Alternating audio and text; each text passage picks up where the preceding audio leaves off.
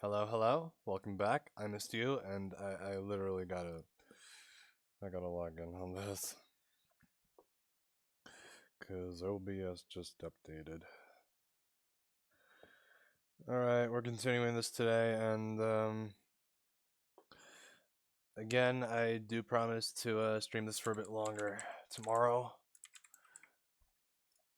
Make up for all the time that was lost yesterday.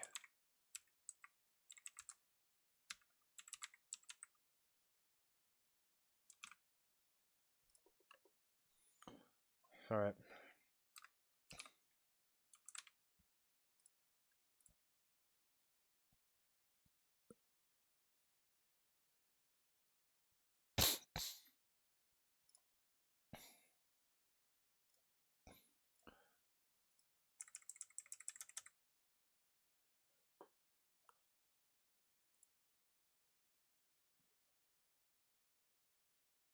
Alright, is no one watching? Cool. Let's do it. And hopefully this won't be screwed over.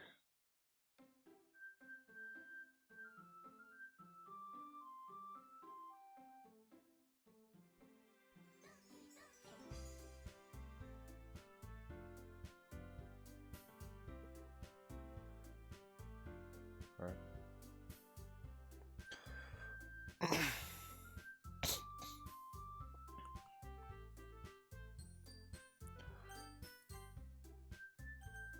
What kind of irks me is that we can't even change the resolution on this. I don't know. It's probably just me. Natsuki's voice. Just finished this chapter. Natsuki's voice sparkles with excitement. It's a stark contrast to her usual bossy tone. But if she's not used to sharing her favorite manga with her friends, I can understand why. It's hard to express in words the feeling you get when connecting with someone like that. And being able to provide that to Natsuki, for whom it's a rare experience, the thought makes me smile a little to myself. Okay, everyone. Huh? Are you already with today's poems? Oh, come on! Could your timing be any worse? Sorry. You want to smell my hair again? Sorry. I just need to make sure we have enough time. Though you do look pretty cozy over there. Ah! Natsuki suddenly notices how close she's gotten to me. She hastily slides herself a good 12 inches away from me. Alright. Guess I'll stop here for now.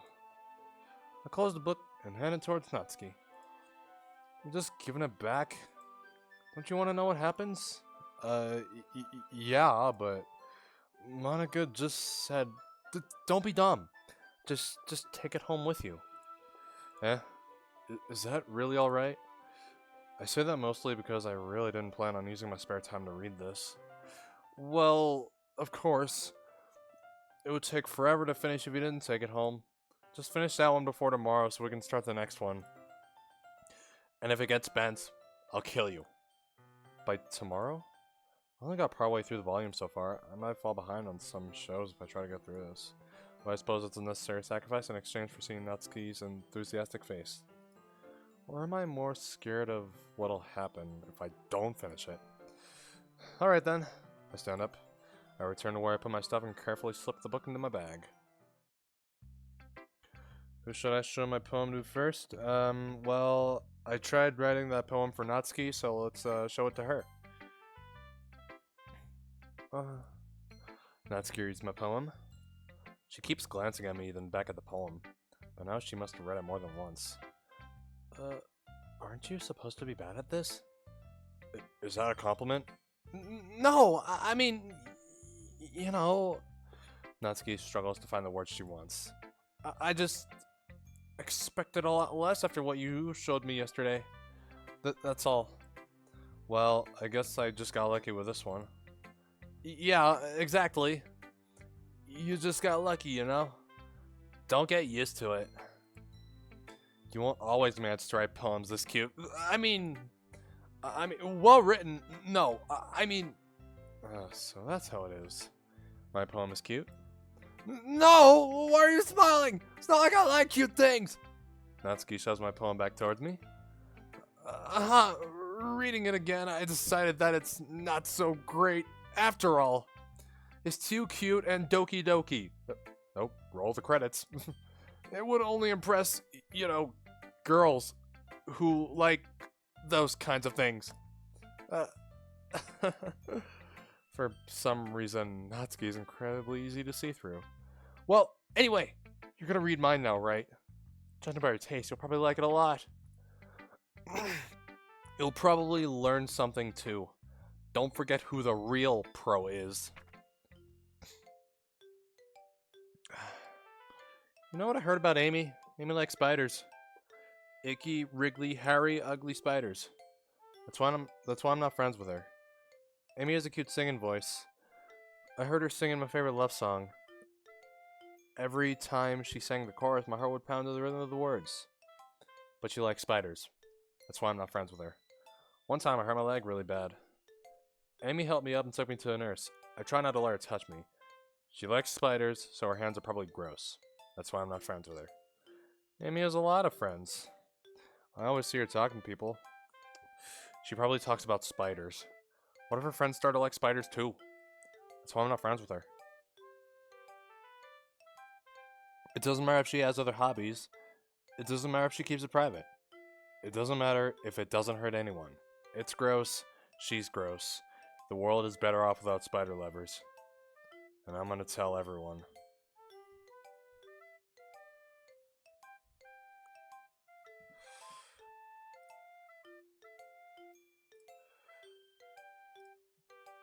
Okay, first off...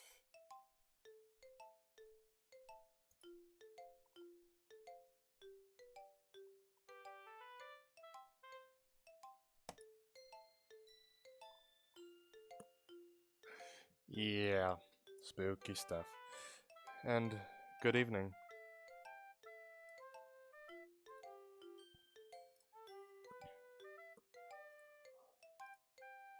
I should have gone dual streaming setup, I swear.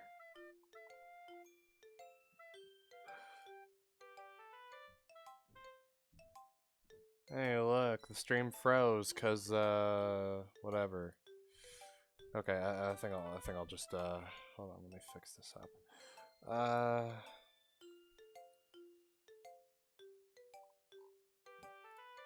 Alright, I think it seems to work better when I, hold on, now I click off screen and, hold on, how's it now? Okay. Alright, well, that seems to work better. I was having a couple problems yesterday. Okay. And I accidentally clicked off again. Alrighty then. Let's go. Not bad, right? It's quite a bit longer than yesterday's. Yesterday's was way too short. I was just warming up. I hope you didn't think that was the best I could do. No, of course not. Anyway, the message is pretty straightforward in this poem. I doubt I have to explain it. Sometimes you can explain complicated issues with much simpler analogies. And it helps people realize how stupid they're being. Like, anyone would agree that the subject of this poem is an ignorant jerk. Do you know people like that? Of course. It's about how everyone thinks my... That doesn't matter. It can be about anything. I wrote it to be easy to relate to. Everyone has some kind of weird hobby or a guilty pleasure. Something that you're afraid if people find out they make fun of you or think less of you. But that just makes people stupid. Who cares what someone likes as long as they're not hurting anyone and it makes them happy? I think people really need to learn to respect others for liking weird things. Well, you're definitely right. At least I can relate to that. I'm sure a lot of other people can too.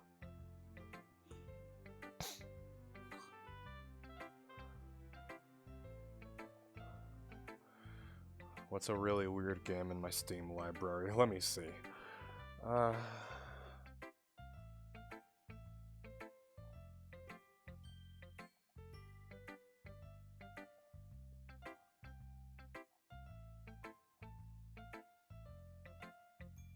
don't know. I should mention one game. I don't know. Oh shit. Oh, hasn't dropped Framestar. Okay. I don't know. I love Hatsune Miku. It's what I do best after all. I don't like writing unless there's a good message to take away from it. Like, conveying emotions is important, but I want to make people think, not just feel. Remember that. I'm gonna write a good one for tomorrow, so look forward to it. Alright, now, Sayari. Ooh. Oh, I like this one, Angel. It has some nice feelings in it. Oh, I'm glad. Does that mean it's better than yesterday's? Let me think. I don't know. I guess I like them both. That's not very helpful, you know. Well, I'm not very good at figuring out if poems are good or bad. But that's why I just go by my heart. If it makes me feel things, then it must be a good poem. I'm not sure that's exactly how it works. Then again, I guess conveying feelings is a pretty important part of this whole thing. Yeah, maybe. Honestly, I don't even know what kind of writing you like in the first place. Yeah, me neither. Ugh. Why don't you at least try giving it some thought? Oh, you want to write something for me? That's so sweet. Yeah, right. But you're always thinking about other people. You need to think about yourself once in a while.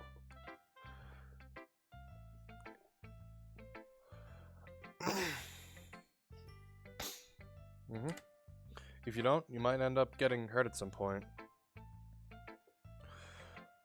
Keep thinking about other people, like keep wanting to help. I think savior complex, that's what it's called. Well, I think that's what it's called.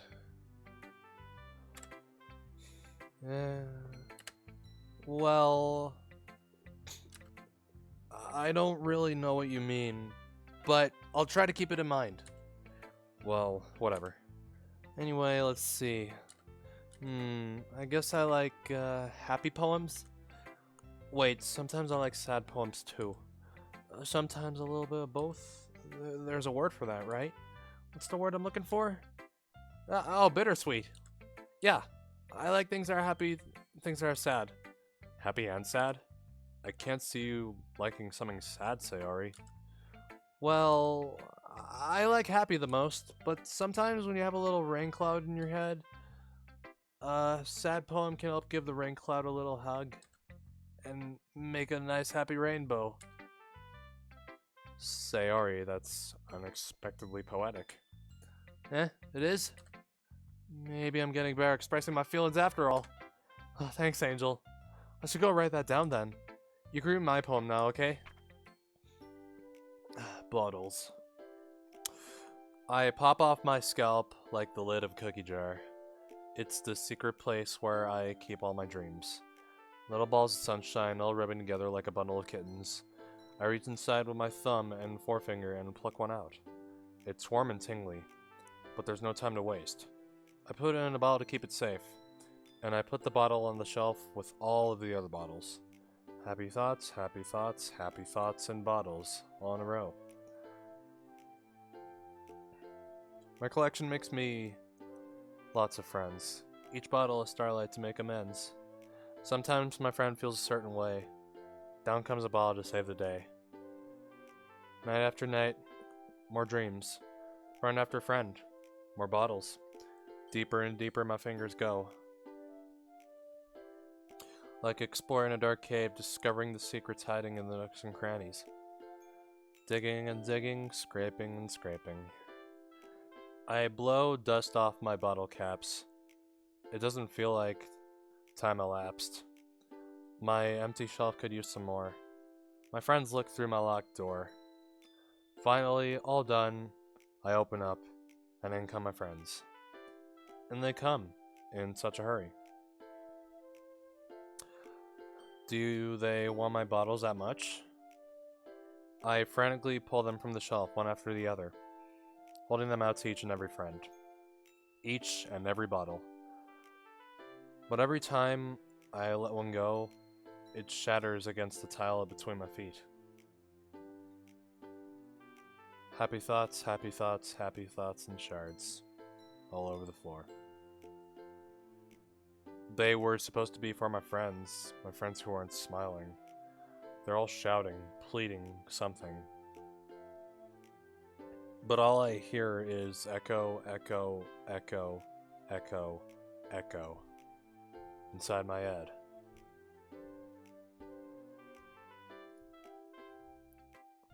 Holy crap. Sayori, did you really write this? Well, of course I did. Didn't I tell you yesterday I was gonna write the best poem ever? Yeah, but, I didn't expect something like this coming from you. Monica taught me a whole lot, and I've been really in touch with my feelings recently. I see that. It's almost kind of creepy. Creepy? Well, not exactly. Maybe because I'm so used to you being cheerful. Well, never mind. I'm thinking too hard about it. The point is, it came out good, so you should be proud of it. Aw, thanks. I feel like I was meant to express myself this way. It even helps me understand my own feelings a little bit better. Writing is like magic. You've gotten pretty passionate about this, huh? I hope you keep it up. Yeah, writing's the best. I'm gonna keep writing until I die. Don't get ahead of yourself. Sayori has always had a habit of getting obsessed with something before dropping it no more than a week later. That is exactly me. Like, at one point in my life, I got obsessed with fighting games, all because I watched frickin' Evo Moment 37. You know, like, Daigo parried Chun-Li's kick like 15 times, you know? Like, I want to play all these fighting games, like, fuck. You know.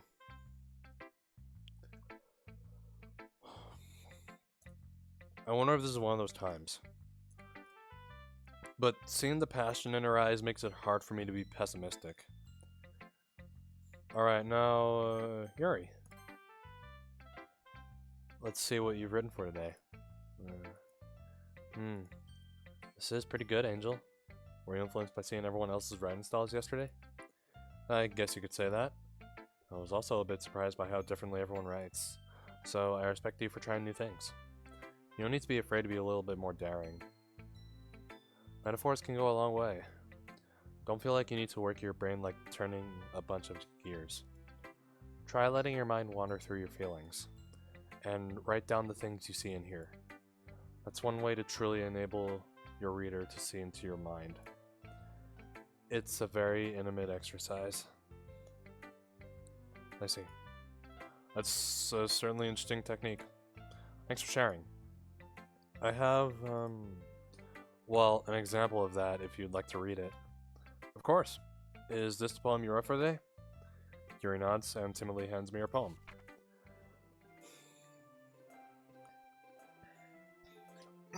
The Raccoon. It happened in the dead of night while I was slicing bread for a guilty snack. My attention was caught by the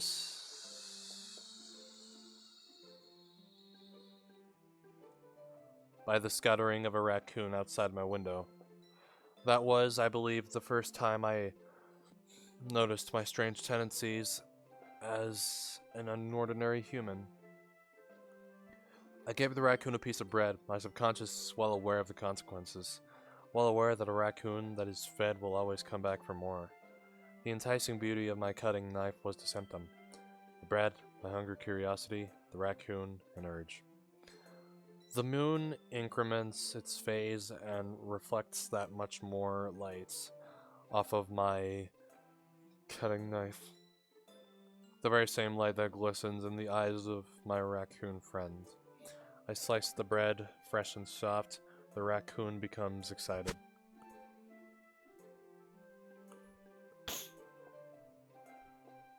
Or perhaps I'm merely projecting my emotions onto the newly satisfied animal. The raccoon has taken to following me. You could say that we've gotten quite used to each other. The raccoon becomes hungry more and more frequently, so my bread is always handy. Every time I brandish my cutting knife, the raccoon shows me its excitement. A rush of blood, classic Pavlovian conditioning. I slice the bread, and I feed myself again.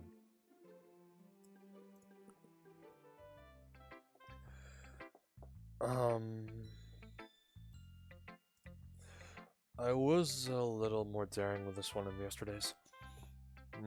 I can see that. It's a lot more metaphorical. I don't know if it's my fault, but I can't begin to imagine what this poem is about. That's right. It's a bit closer to my preferred writing style. Using the poem as a canvas to express vivid imagery and convey emotions through them.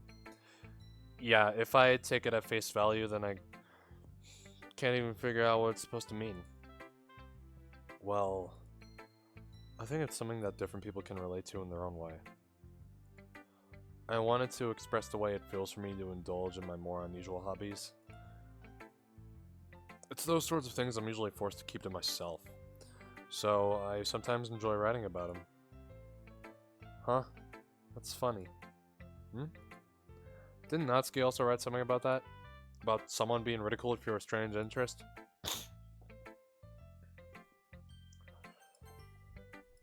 Huh? She did? Yeah. She was talking about how it doesn't matter what you're into as long as you're not hurting anybody. She's right. I mean, does she really feel that way? Yeah. Sounds like you two have that in common. That's interesting. To me, she seemed like the kind of person who would make fun of my hobbies.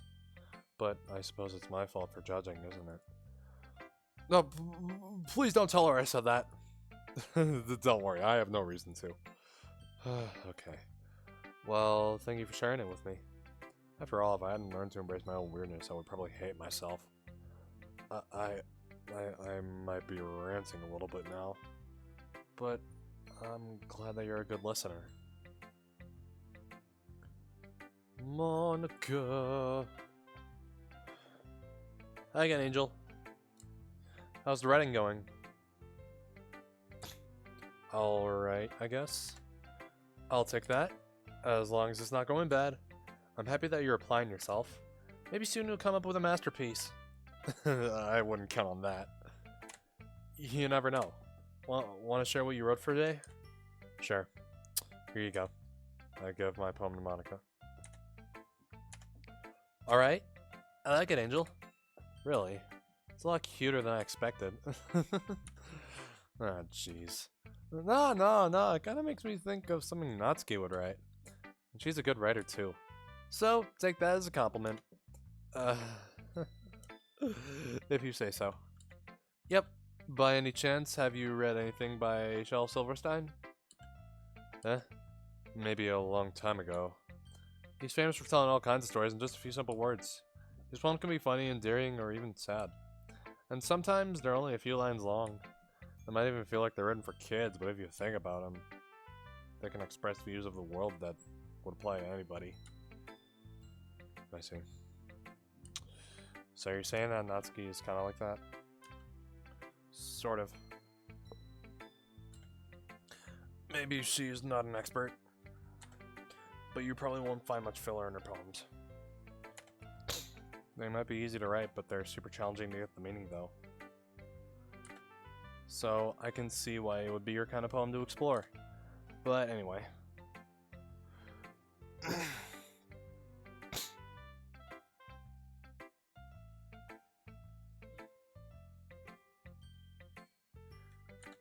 You want to read my poem now? I like the way this one turned out, so I hope you do too. Alright, let's take a look. Alright, I'll read this poem in a second, just hold on.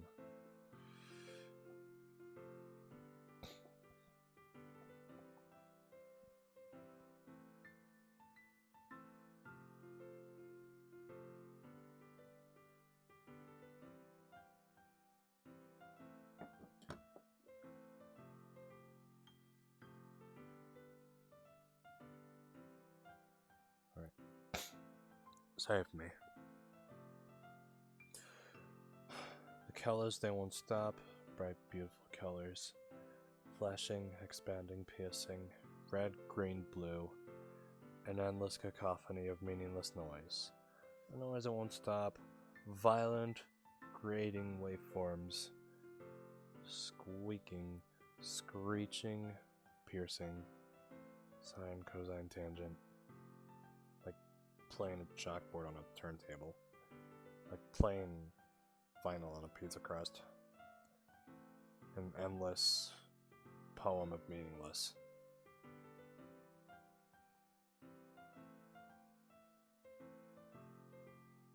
Load me.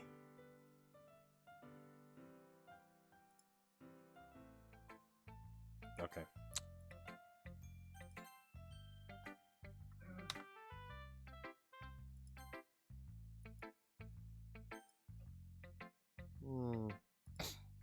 It's even more abstract than her last one. I guess it's just the way I write. I'm sorry if you don't like it. No, I never said that. It's just a kind of thing I've never really seen before, I guess. Kind of like playing with my space on the paper, choosing where and how to space your words can totally change the mood of the poem. It's almost like magic. The way I wrote the lines really short makes it feel like they're trying to speak over the noise. I see. Still hard for me to tell what it's about, though.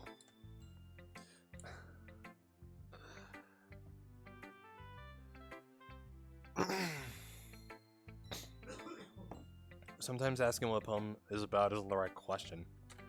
A poem can be as abstract as a physical expression of a feeling, or a conversation with the reader. So putting it that way, not every poem is about something. Anyway, here's Monica's writing tip of the day. Sometimes you'll find yourself facing a difficult decision. When that happens, don't forget to save your game. Never know when you might change your mind. Or when something unexpected may happen. Wait, is this tip even about writing? What am I even talking about? That's my advice for today. Thanks for listening. Okay, everyone. We're all done reading each other's poems, right? I have something extra planned today, so everyone can come sit at the front of the room. Is this about the festival? Well, sort of. Do we really have to do something for the festival? It's not like we can put together anything good in just a few days. We'll just end up embarrassing ourselves instead of getting any new members. That's a concern of mine as well. I don't really do well with last-minute preparations. Well, don't worry so much. We're gonna keep it simple, okay? We won't need much more than a few decorations. Sayori has been working on posters, and I've designed some pamphlets we can give out during the event. Okay, that's great and all, but that doesn't tell us what we're actually going to be doing for the event. Sorry, I thought you heard about it already. We're going to be performing. Performing?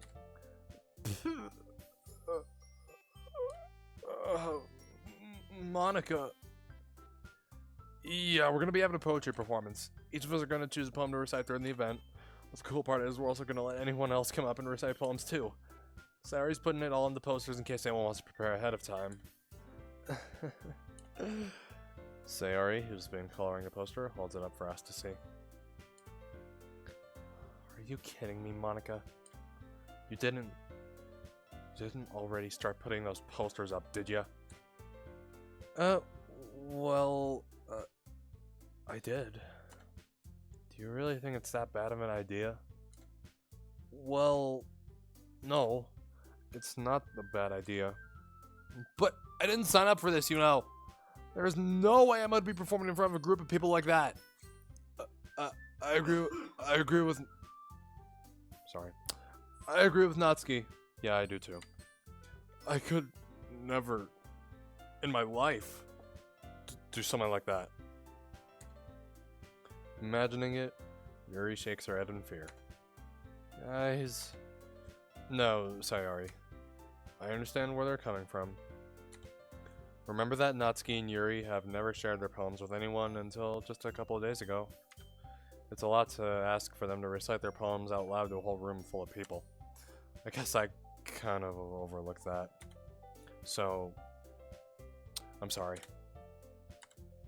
But, I still think we should give it our best. We're the only ones responsible for the fate of this club. If we start the event and each put on a good performance, then it will inspire others to do the same. And the more people who perform, the better we'll be able to show everyone what literature is all about. Yeah, it's about expressing your feelings, being intimate with yourself. That probably means two things. Or three. Finding new horizons, and having fun. That's right. It's those reasons that we're all in this club today. Don't you want to share that with others to inspire them to find the same feelings that brought you here in the first place? I know you do. I know we all do.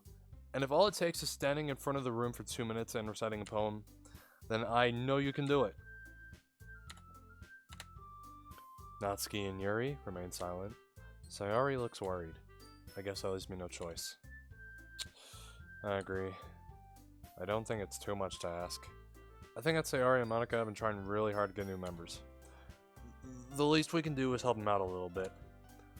Well, maybe, but...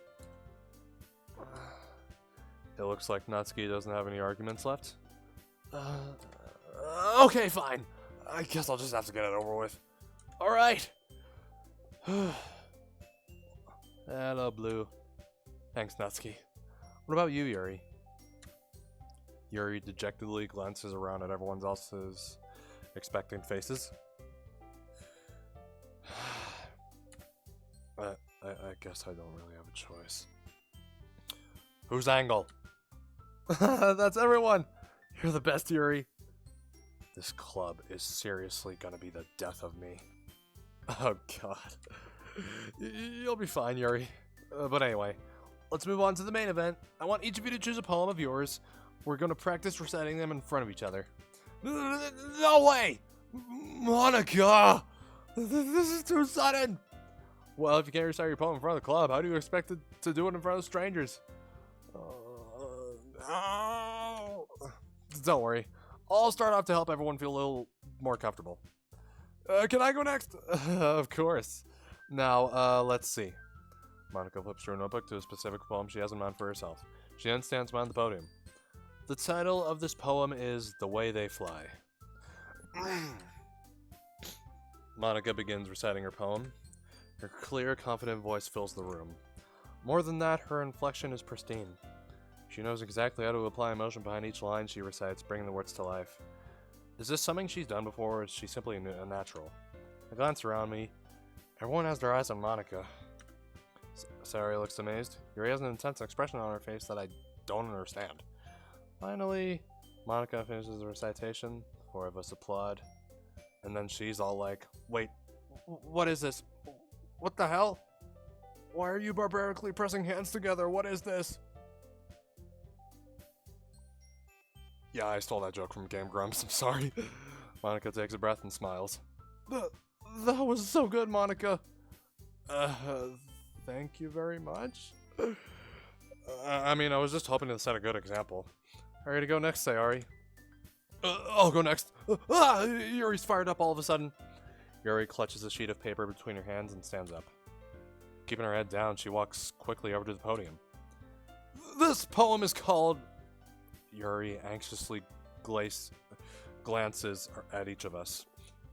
You can do it, Yuri. It's called After Image of a Crimson Eye. Yuri's voice shakes as she starts reading the poem. This means I gotta pick out a poem too, huh? Just a moment ago, she practically refused to do this. Why is she suddenly putting in so much effort? As Yuri gets past the first couple of lines, her voice changes. It's almost like what happens when Yuri gets absorbed into her books. Her quivering words... I keep messing up words, I'm sorry. Her quivering words transform into the sharp syllables of a fierce and confident woman. The poem is full of twists and turns in its structure that she enunciates with perfect timing. This must be a rare glimpse into the whirling fire Yuri keeps concealed inside her head. Suddenly she's finished. Everyone is stunned.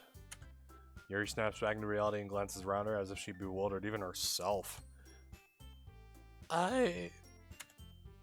It's up to me to save this situation, or maybe make it worse. I don't know which one it is. It's either one of those. I'm the first to start applauding, everyone else joins me afterward, and we give Yuri the recognition she deserves. You know, the typical anime moment that people would usually eat up. It's not that we didn't want to applaud for her, but we were so caught off guard that we must have forgotten. We applaud. Yuri holds the poem to her chest and rushes back into her seat. Yuri, that was really good. Thank you for sharing.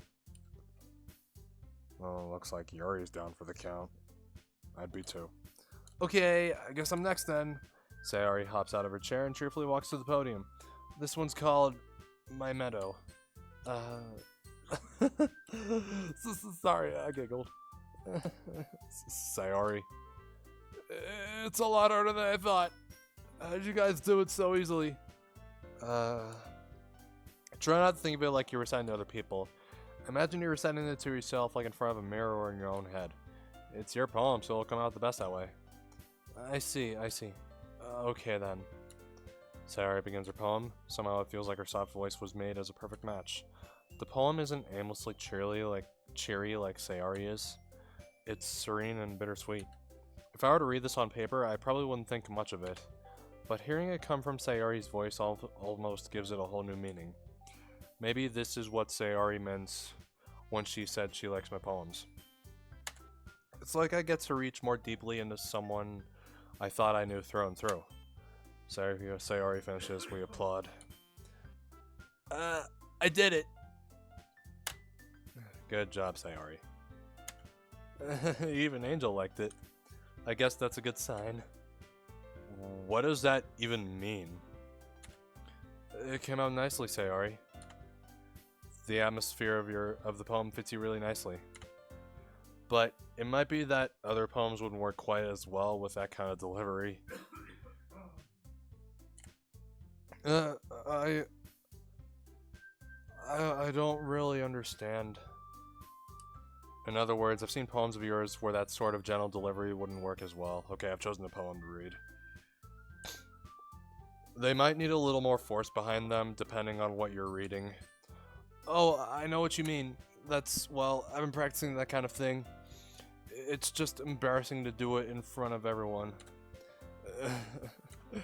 Then, next time I'm gonna make you pick a poem that challenges you a little more.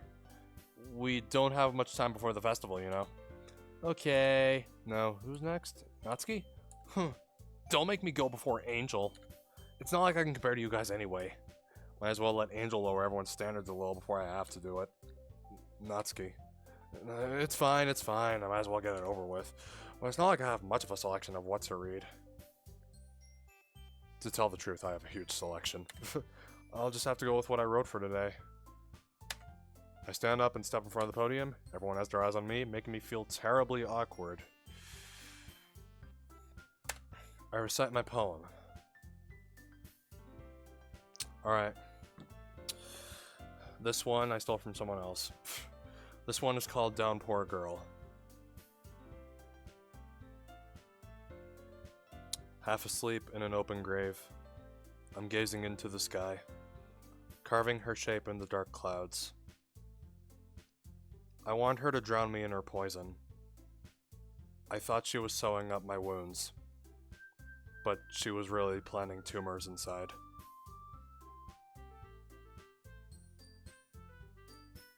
Thank you.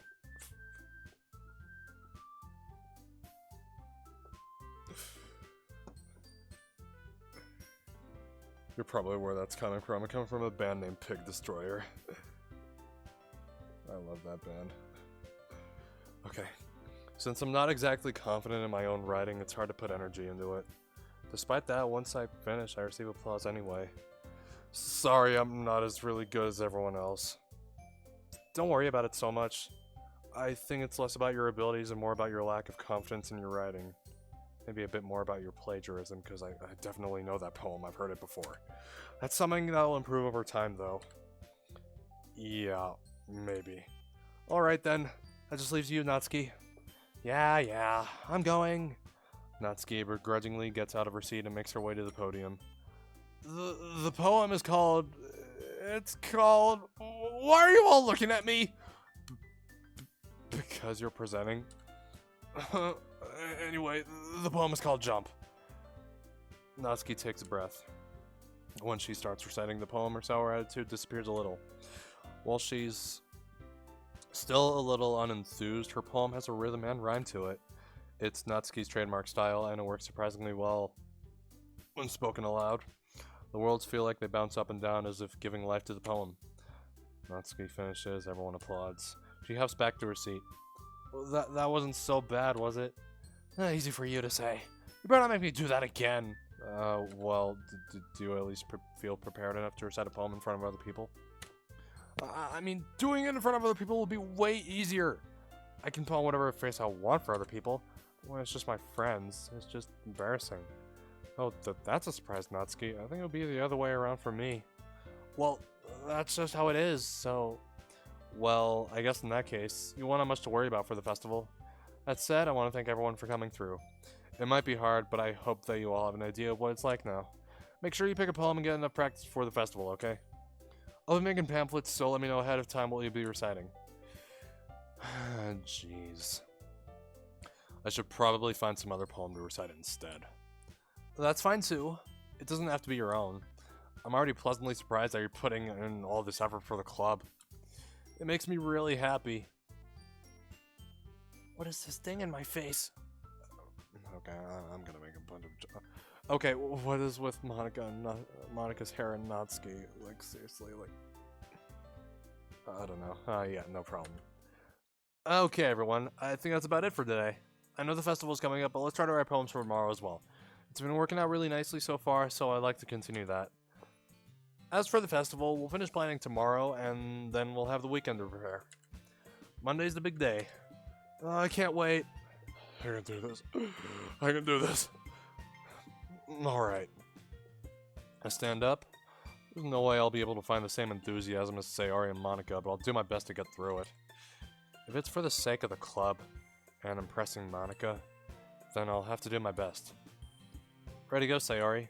Yep. Look at you two, always going home together like that.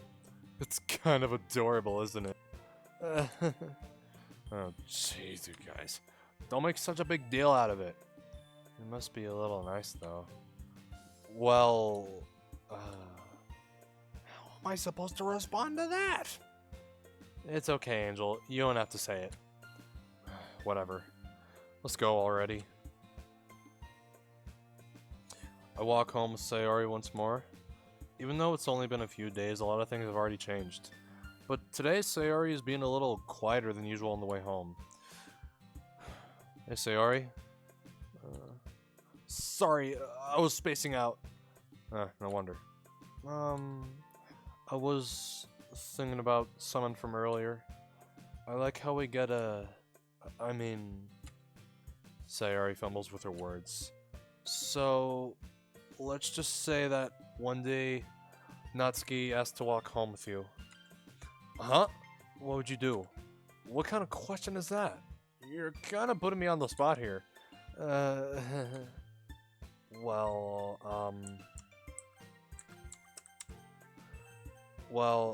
still walk home with Sayori. Sayori, you really think I would ditch you for Natsuki?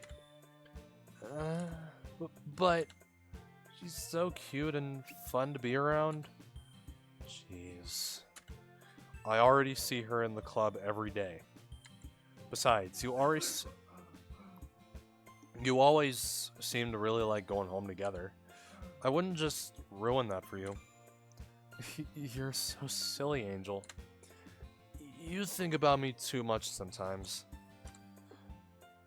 Natsuki would deserve it if she wanted it, so... Sayori, I've already made up my mind. I really can't figure you out sometimes. Sorry. Besides, what's the point in speculating something that's never gonna happen? The conversation trails off. It's kind of a weird thing for Sayori to care so much about. But I want to respect her and keep her happy too. Then again, the festival is only a few days away. Who knows what will happen in that time. Okay, I kind of want to write a poem for Sayori. I kind of want to try that. Okay, I'm thinking, okay, how about, alright, yeah, that's Sayori too. How about, Hopeless? Okay, how about, no, that would be Natsuki. Daydream? I don't know. Hope. Okay, that's also Sayori. Hair? Tragedy? Tragedy? I think that's a Sayori word. Yeah. How about...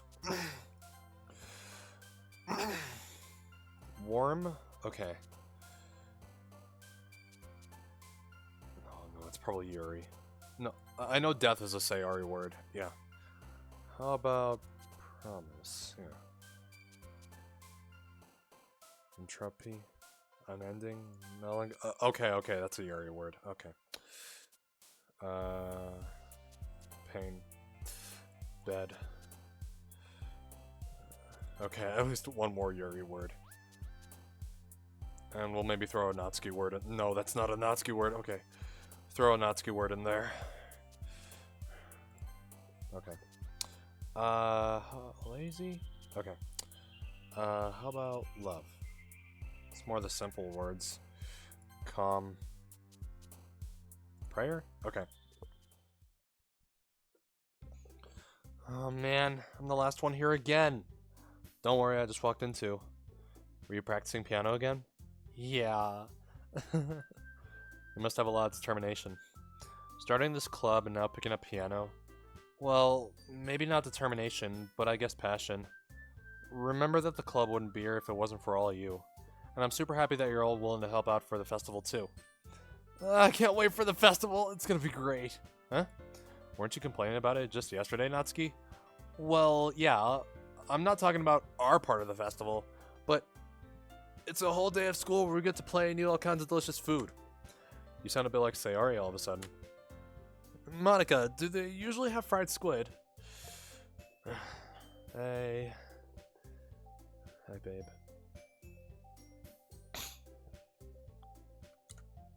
Squid? That's a pretty specific thing to look forward to. Oh, did I speak a bit quieter? Fuck. Yeah, I'm fine.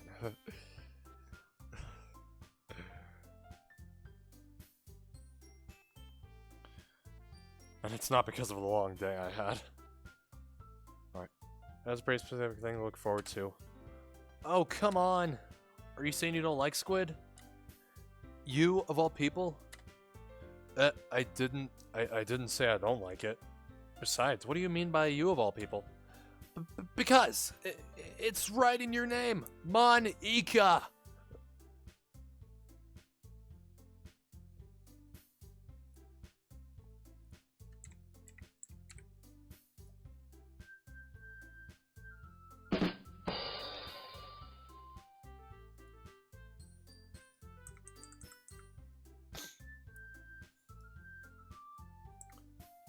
If you don't know Japanese, then you won't get it.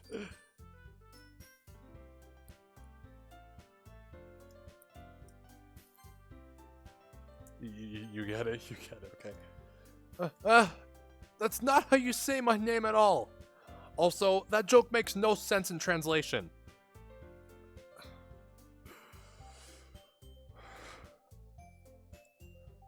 Never mind. Let's just focus on our own event for now, okay? Fine, fine. Your reactions aren't as fun as Yuri's or Sayori's anyway. Excuse me. Where is Sayori anyway? Oh, there you are. Sayori's sitting at a desk in the corner of the room looking down at nothing. I walk over to her. Hey, Sayori. I wave my hand in front of her face. Huh? You're spacing out again. Sorry. Don't mind me. You can go talk to everyone else. Huh. Is everything alright? Of course. Why wouldn't it be? It just feels like you're a little off. Sorry for assuming things. Oh, jeez, you worry too much about me. I'm fine, see? Sayori shows me a big smile. Don't let me distract you from having fun with everyone. Well, alright. If you say so. I worriedly glance at Sayori before turning back toward everyone else. But the conversation has already dispersed with everyone back at their usual activities. Maybe I should ask Monica if she's noticed anything about Sayori recently. Since they've been preparing for the festival, they must be spending a lot of time together. I timidly approach Monica, who is shuffling through some papers at her desk. Angel, what's up? Hey, this might sound a little strange, but... have you noticed anything up with Sayori recently? Anything up with her? In what way do you mean? Maybe I'm reading into it a little too much, but she seems a bit downcast today. Oh, you think so? I can't say I've noticed anything about her. Monica peers across the room at Sayori, who was idly dragging a rubber eraser up and down her desk. Maybe there is...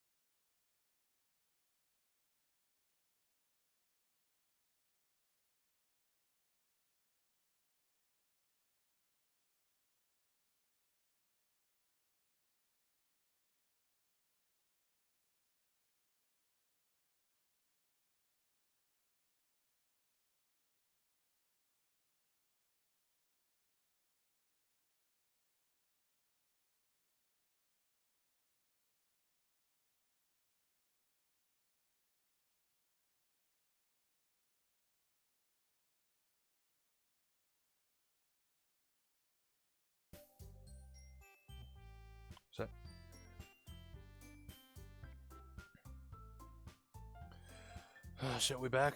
We good? Alright, it seems like... That's the second time. First time was yesterday.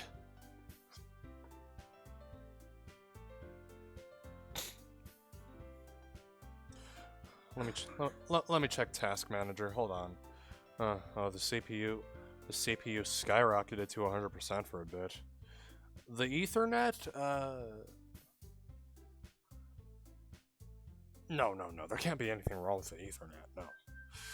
Alright, hold on, give me 20 seconds. I'll be right back.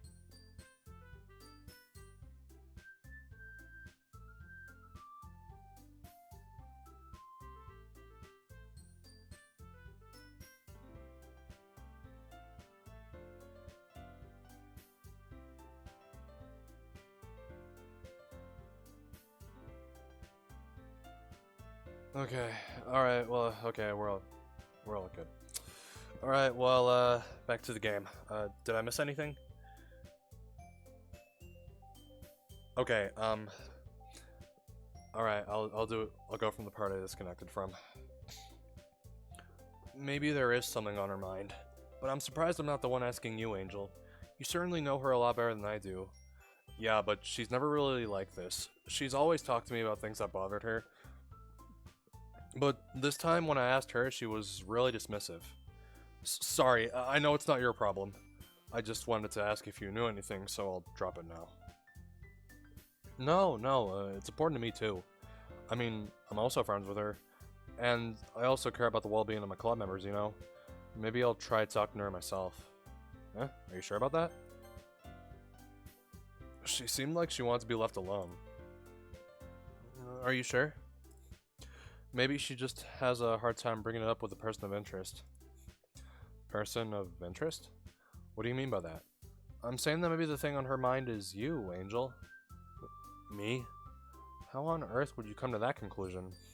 Well, I probably shouldn't say too much, but Sayori talks about you more than anything else, you know? She's been so much happier ever since you joined the club. It's like an extra light was turned on inside of her. What? No way. Sayori is always like that. She's always been full of sunshine. It's not any different now than it always has been. You're so funny, Angel. Have you thought that maybe you've always seen her as so cheerful? Because that's just how she is when she's around you? I said too much. I'm sorry. What do I know anyway? I didn't mean to jump to conclusions, so you should just forget about what I said.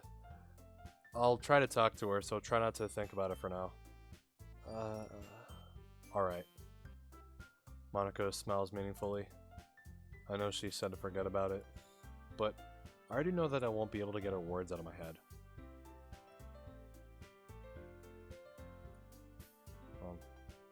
Let me try something.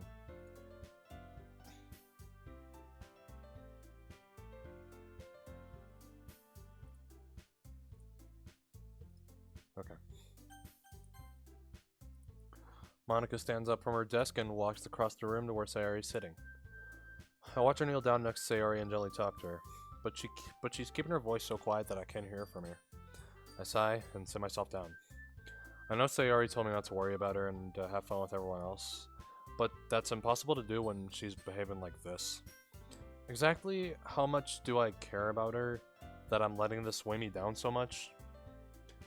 Now it feels like I'm the one behaving out of the ordinary. But there's nothing I can do besides wait for Monica. Hey you. Huh?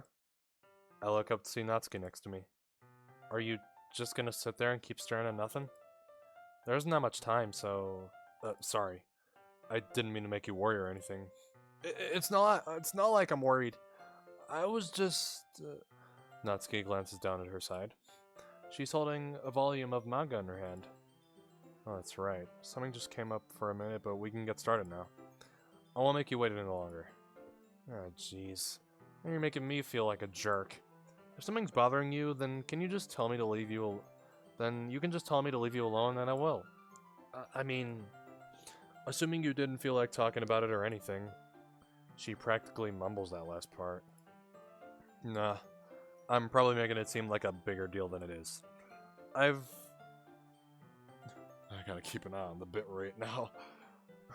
I've just been thinking about Sayori, that's all. Wait, actually, I think there's a... Let's see, maybe if I,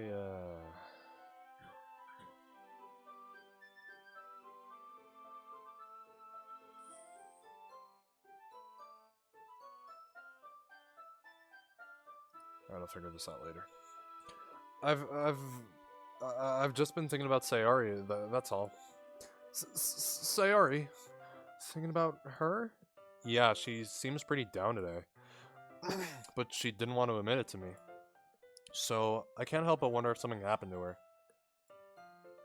Oh. Natsuki exhales. Well, first of all, you should really work on your phrasing. But anyway, you're her best friend, right? Yeah, I guess so. Yeah? Then, in that case, I think you should trust her a little more. If she needed you, then you would be the first person she would go to, right? Well, I guess that's true. I mean, some people just have those days. You can't always avoid it. If anything, she probably doesn't want you to worry about her because it's not important. Yeah, that's kind of what she said to me. Maybe it's not right for me to go against her wishes. Exactly. If she needs you to worry about her, then it'll be a lot more obvious. Yeah. I should have thought of it that way from the start. Natsuki fiddles with the book she's holding in her hands. She really means a lot to you, doesn't she? Don't get the wrong idea or anything. We've just been friends for a long time. It's normal to be worried about your friends. I mean, you were worried about me, so... I was not! Jeez, if you're fine, then let's hurry and get started already. Yeah.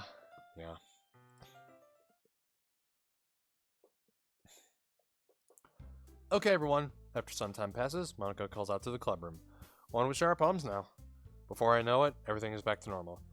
Everyone goes to retrieve their poems, and I do the same. I make eye contact. I can't even speak. I make eye contact with Monica, and she smiles at me. I wonder what she was talking about with Sayori. Some days I just cannot speak. Who should I show my poem to first?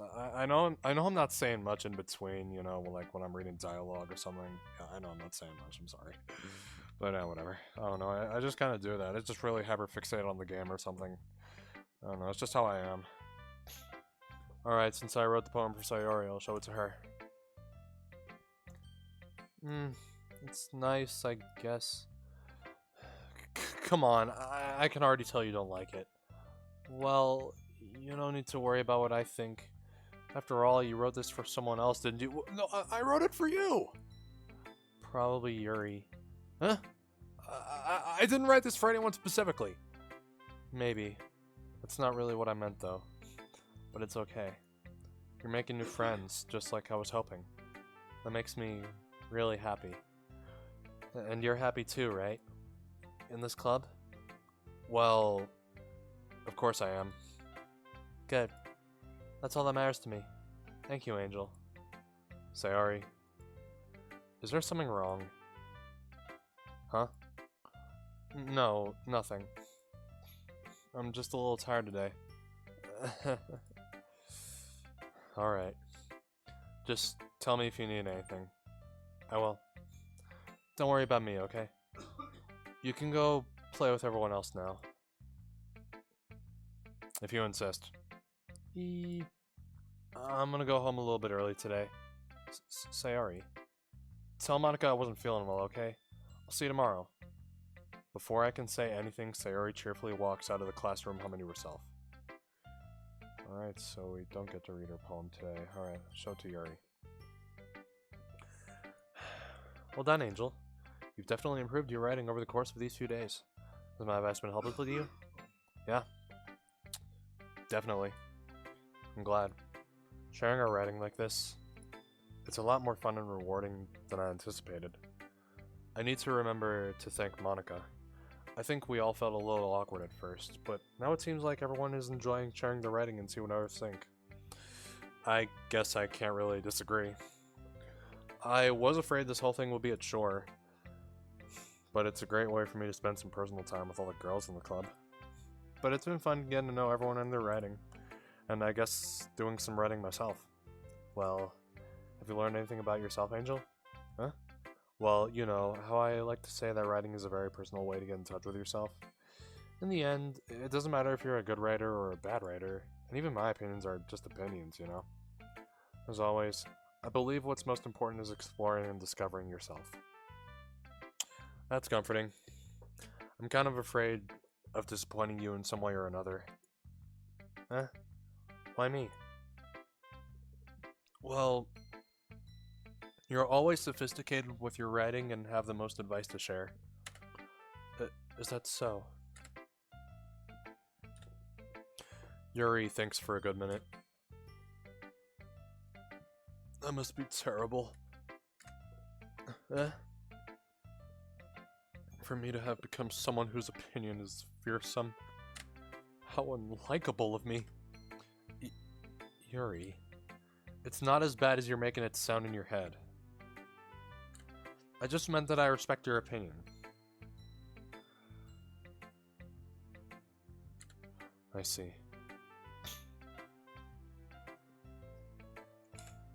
I'm sorry that I always overthink and come to those sorts of conclusions. I'm just a little used to it. Overthinking? Being disliked. Yuri. What am I saying? I'm sorry, I didn't mean to bring that up. Let's move on. Alright. Do you want to share your poem now? Okay, here.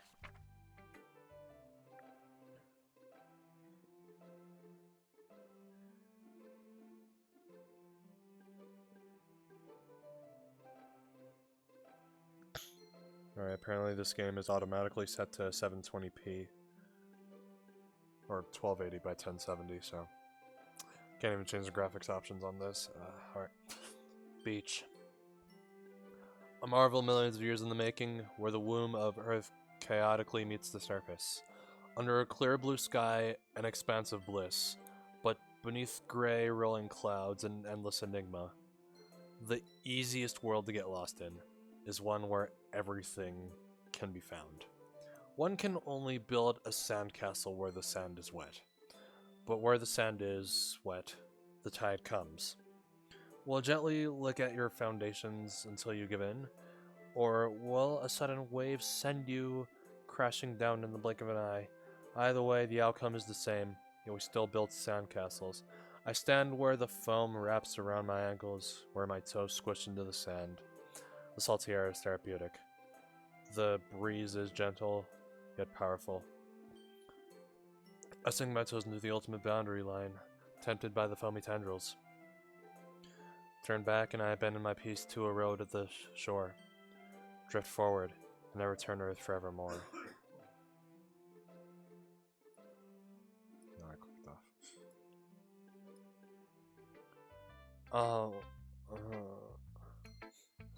I'm aware that the beach is kind of an inane thing to write about. But I did my best to take a I can't even speak. I did my best to take a metaphorical approach to it. You say that like you didn't even want to write about it. Oh, you haven't heard? After yesterday, Natsuki and I, well, it was amusing that we wrote about something similar in such different ways. So, Natsuki wanted us to write about the same topic as each other again. I suppose to better compare the differences in our writing styles, or thought processes. Anyway, it was her idea. Knowing her, it's no surprise that she wanted to do something like that. She probably just wants to show off. It's not like I have a particular interest in her writing style. I just went with her request. But, well, I suppose it's not so bad to write about something simple on occasion. It can be refreshing, you know? It's good for me to calm my thoughts once in a while. Yeah, I think I agree. Thanks for sharing. Alright, now Natsuki. This one's alright. Alright? Well, yeah, it doesn't blow me away, but there's nothing I really hate about it. It's just not really my style. I mean, that's fine. Come to think of it, this kind of reminds me of Sayori's poem from yesterday. Huh? You think so? Yeah, well, I guess if you've been friends with her for so long, you might be on the same wavelength. But you've never really struck me as her type. Sayori has a type all of a sudden? Well, I don't know, but honestly, how can someone so fluffy spend so much time with someone like you? It's like she's dragging around a dead weight. That was a little unnecessary. But think of it this way. If it weren't for me, she would probably just fly away like letting go of a balloon. You could say we each take care of each other in our own way. Whatever it is, I don't get it. Oh yeah, I guess I'm supposed to show you my poem. Here. Alright, I'll be your beach.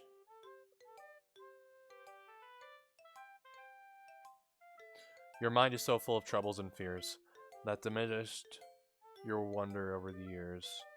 But today I have a special place, a beach for us to go. A shore reaching beyond your sight, a sea that sparkles with brilliant light. The walls in your mind will melt away before the sunny glow. I'll be the beach that washes your worries away. I'll be the beach that you daydream about each day. I'll be the beach that makes your heart leap in a way you thought had left you long ago. Let's bury your heavy thoughts in a pile of sand. Bathe in sunbeams and hold my hand.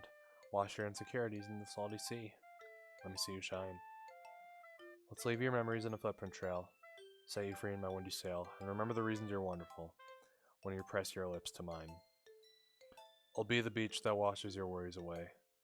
I'll be the beach that you daydream about each day. I'll be the beach that makes your heart leap in a way you thought had left you long ago. But if you let me by your side, your own beach, your own escape, you'll learn to love yourself again. Yeah, I felt like I kept writing about negative things, so I wanted to write something with a nice message for once. Besides, the beach is awesome. Kind of hard to write anything negative about the beach. Well, Yuri's take on it was a little more solemn. Well, that's... Oh, geez, she better not have said anything bad about mine. After all, she was the one who wanted us to write about the same topic. You can really see her doing that too. Making us write about a simple topic and trying to impress me by coming up with something all fancy. Well, it's not like I care. I just did it anyway. I mean, I guess mine ended up being kind of metaphorical too, but there's nothing wrong with doing that once in a while. At the very least, it was good practice. Alright, and only Monica's left. Hi, Angel. Have you thought about what you want to submit to perform at the festival? Well, being in this club is one thing, but performing in front of a bunch of people... I'll have to give it some more thought. Okay, no pressure. But whatever you do, I'm sure it'll turn out great. It would also make me happy to see. Anyway, let's take a look at today's poem. Sure. I'll let Monica take the poem holding my hands. I like this one. It makes me think of something Sayori would like. Is that so? You and Sayori are really good friends, right? I wouldn't be surprised if you had these sorts of things in common. Oh, well, we may be good friends, but Sayori and I are actually really different. Well, that may be the case, but maybe there are also some similarities that you wouldn't expect. The way she talks about you, it sounds like the two of you really care about each other's well-being. Even if you show it in different ways, it ends up being more similar than you'd think. So I think that's the kind of vibe I get when reading your poem. You sure you're not into reading into it too much? It could be. Oh gosh, I sound like Yuri. But in any case, Sayori's writing has kind of a gentle feel to it. I can tell that she likes exploring with emotions like happiness and sadness. Who knew that someone so happy would enjoy sad things too? Yeah. That's totally unexpected. Well, to each their own. And you shouldn't be afraid to experiment a little bit either. Anyway, I'll share my poem with you now, alright? Alright. The Lady Who Knows Everything. An old tale tells of a lady who wanders earth. I hit the mic, sorry. The Lady Who Knows Everything. A beautiful lady who has found every answer. All meaning, all purpose, and all that was ever sought. And here I am, a feather, lost adrift in the sky, victim of the currents of the wind. Day after day I search with little hope, knowing legends don't exist. But when all else has failed me, when all others have turned away, the legend is all that remains. the last dim star glimmering in the twilight sky. Until one day the wind ceases to blow. I fall. And I fall and fall and fall even more, gentle as a feather, a dry quill, expressionless. But a hand catches me between the thumb and forefinger. The hand of a beautiful lady. I look at her eyes and find no end to her gaze. The lady who knows everything knows what I am thinking. Before I can speak, she responds in a hollow voice. I have found every answer, all of which amount to nothing. There is no meaning, there is no purpose, and we seek only the impossible. I am not your legend does not exist. And with a breath, she blows me back afloat, and I pick up a gust of wind.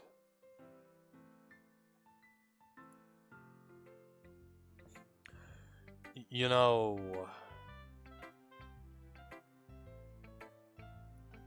I feel like learning and looking for answers are the sorts of things that give life meaning. Not to get too philosophical or anything, but it was kind of on my mind, so that's what I wrote about. I see. I never really put much thought into it. In a way, it's almost paradoxical, because if we had all the answers, wouldn't the world start to lose its meaning? You know, there's one thing I noticed. It seems like everyone in the club prefers writing about things that are more sad than happy. Are you surprised? I mean, if everything was okay, we wouldn't really have anything to write about, would we? Humans aren't two-dimensional creatures. I think you'd know that better than anyone.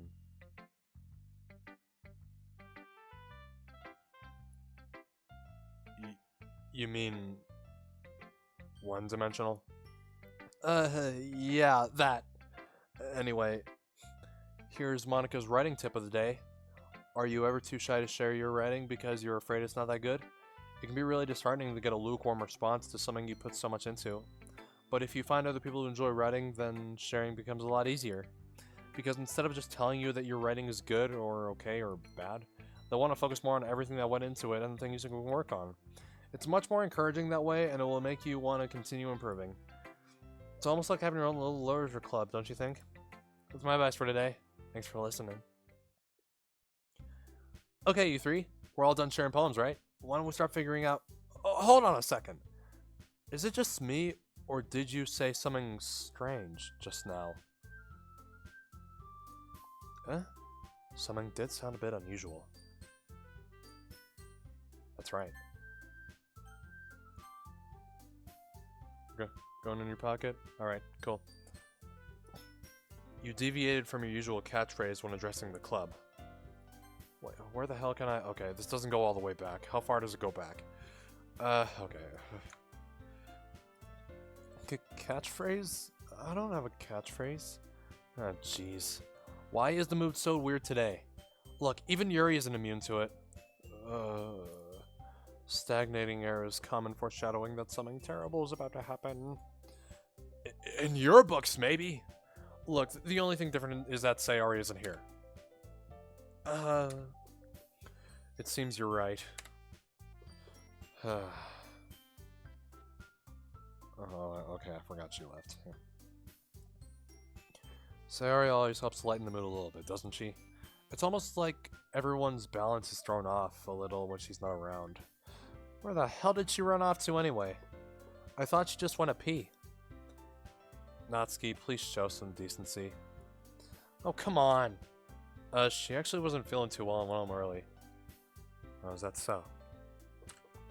I hope she's alright. Seriously? Of all the times to not go home with her, you picked the time she's not feeling well? So much for you two being all lovey-dovey. No. First of all, stop misunderstanding my friendship with Sayori.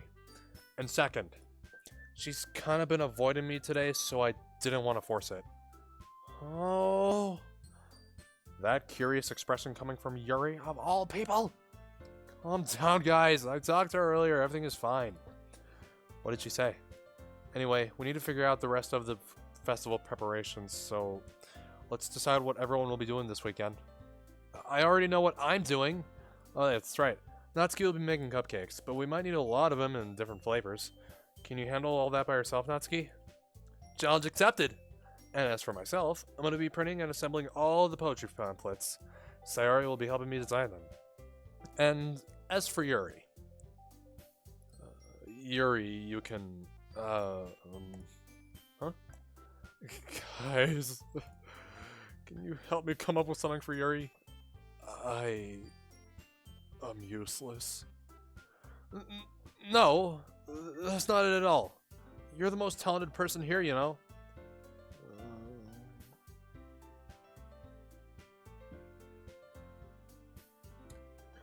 Now, Natsuki's pouting too? Jeez, even I can tell now. I guess I never gave Sayori enough credit, but I can tell things are even harder on you when she's not around. That may be the case, but if I can't also be a leader on my own, then I won't grow as a person. So, Yuri, you have beautiful handwriting, you know? So, you should make some banners and decorations to help set the atmosphere. Atmosphere? About that. I love atmosphere. Yuri's expression suddenly changes as she stares at her desk in focus and starts nodding to herself. Your mind is already racing, I see. Well, that's great. You'll be a wonderful help, Yuri. But anyway, that just leaves you, Angel. The one who is truly useless. Don't say that. In fact, both Natsuki and Yuri have some pretty heavy tasks to handle. It would probably go a long way to give one of them a hand. You could always help me out as well. I would be really appreciative of that. Is Monica suggesting I spend the weekend with one of my club members? How on earth are they going to respond to a suggestion like that? I suppose I wouldn't mind a bit of help. Well, even if you don't know how to bake, there's always some dirty work I could give to you. It's not like Monica's going to give me a choice, and you shouldn't be sitting on your butt anyway. Natsuki tries to mumble a bunch of excuses like that. If I recall, Natsuki, you mentioned that you would like to handle the baking on your own. Angel may not like to be around if you only make him out to be a nuisance. So therefore, he may be more suited to assisting with the decorations. Hold on, I never said that. How hard could it be to make a few decorations anyway? Sounds more like you're just making excuses for Angel to... What are you saying? It'll be extremely meticulous work. And baking isn't? Just what do you think? Guys, let's settle down for a moment. In the end, I think it's up to Angel to decide how he'd like to contribute. Besides, he hasn't really gotten the chance to spend any time with me yet, you know? So I'm sure he's interested in... You literally just said... I'm surprised as well. Sorry. I was just saying, though. Jeez. Can we just settle this already? Yeah. Angel, you're okay with this, right? In the end, it's up to you. Of course. Very well. In that case, everyone looks straight at me. But of course, I'm gonna go with... Sayori. Okay.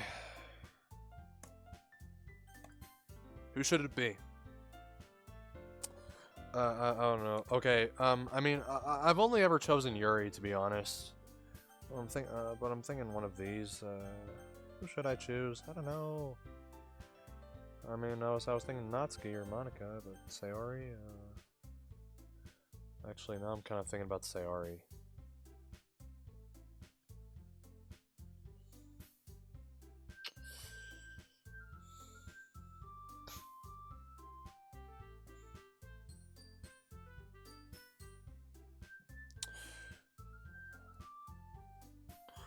I'm making a poll, screw it.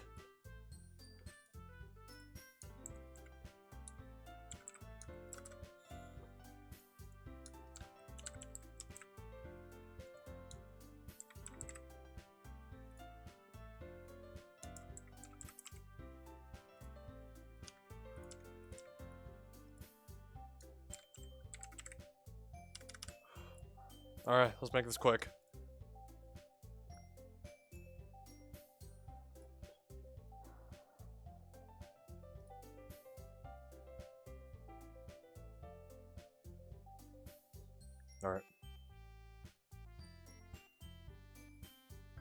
The poll's open. Come on.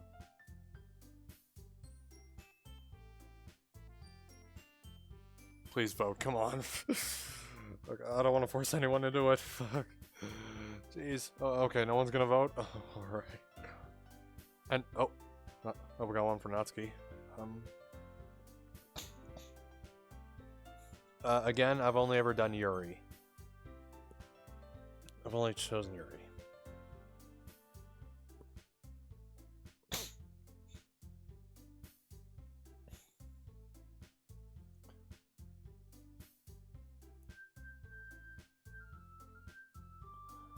Alright, the poll's over. We only have one vote for Natsuki. And... oh wait, hold on. Why the hell is the bitrate so unstable? What the hell?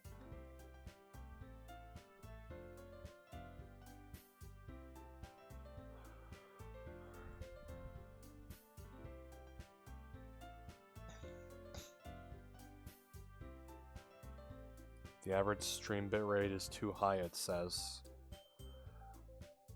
Whatever the hell that means. You just chose random, your old ass doesn't play games much? Alright, well, don't worry about it. Alright, I guess we're going Natsuki. Well, baking sounds like it could be fun. And you guys made it sound like a lot of work, so it could probably use 2 people. Yeah.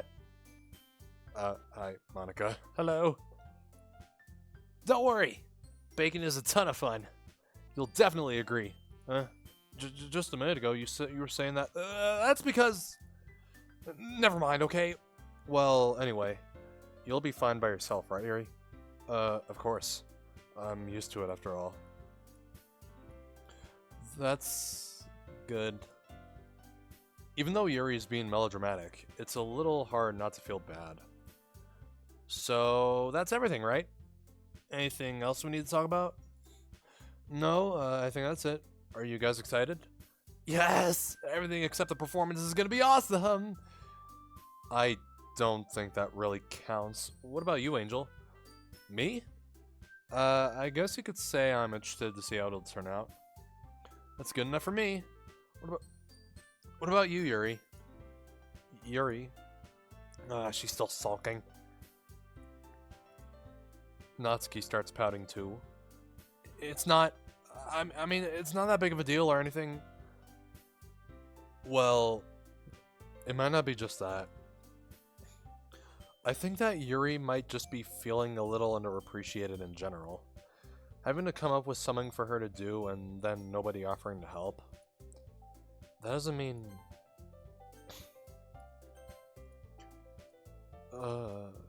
Natsuki glances back and forth between everyone with a worried expression. Look, Natsuki goes over and puts her hands down on Yuri's shoulders. Yuri, you really are the most talented one here. And you're gonna help make the events a lot more fun and welcoming. I mean, the cupcakes will probably help a lot too, but you're gonna make the atmosphere special. That'll be really important for the way that people feel during the performances. So, you need to stop being dumb and give yourself a little more credit. Natsuki releases her hands and turns around to face the other direction. You didn't really mean that, did you? Not really, but Yuri isn't the only one surprised. Monica and I are also taken aback by Natsuki's words. Natsuki, of all people, to be saying such encouraging things. But I begin to understand. Natsuki was trying to sound like Sayori. Even if it didn't work perfectly, I can tell that she tried to say something Sayori would say at a time like this. Because Sayori always helps everyone smile and feel good about themselves. I'm sorry for being dumb. I'm gonna do my best. And all of us are gonna make it a really great event. Yep. Yeah. I hope to see everyone doing their best. But with that, there's nothing more for today. So I guess it's time for us to head out. Okay, but I'm staying here a bit longer. I barely got to do any reading today, so... fair enough. There's nothing wrong with that. Everyone packs up their things. I start to follow Monica and Yuri out the door as they chat between each other. Where are you going?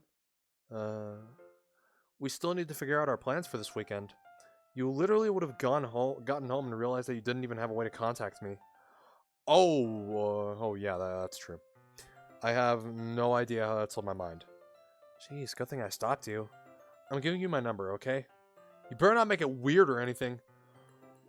Why would I do that? Natsuki gives me your number. Okay, I'm coming over on Sunday. I'll bring all the ingredients. Wait, you're coming to my house? Well, yeah, what's wrong with that? I mean, I just figured that since I'm the one helping, I would be going to your house. Yeah, right. Like, I could have a guy over my house. My dad would kill me. Really? That's kind of strict if you ask me. Yeah, how do you think I feel? I can't do anything when my dad is home. Anyway, I just needed to complain for a second. You found Joking for PS4? Hold on, let me see that shit. Oh, Joking.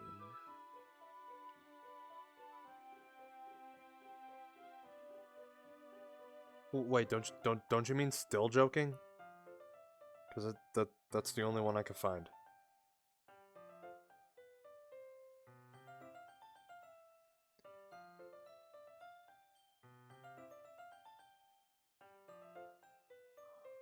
Oh, Doki Doki. Oh my god. Okay. We have each other's numbers now. That's all I need from you. I guess I'll text you when I'm coming over. Alright, fine by me. Yeah. I'm really gonna show you why I love baking so much. So you better look forward to it. Oh? Didn't you say you were just gonna give me the dirty work? Well, I was just saying that. It's not like I could act like in front of everyone that I was looking forward to this. Wait, really? Well, kind of. Just because I never got to bake with someone else before. That's all it is, so... Alright, I get it. Sorry for overreacting. Anyway, I'll be heading out now. See you on Sunday. Never mind. I can't believe this. Natsuki is gonna be coming over to my house on Sunday. My anxiety shoots through the roof.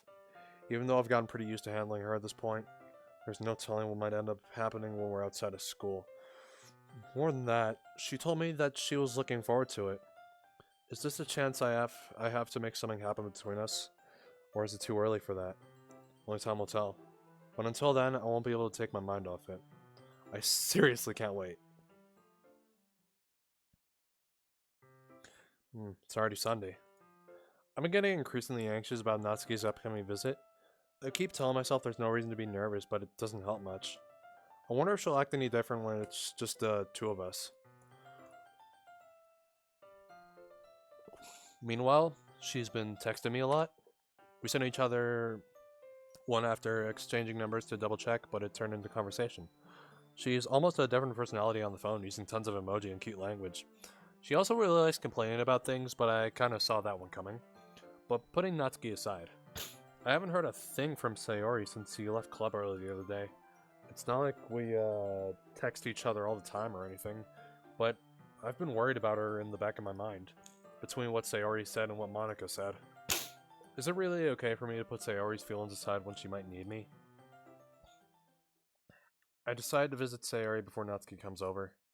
Rather than asking, I simply tell her I'm coming over, much like we've done in the past. Once I reach Sayori's house, I knock on the door before entering it myself.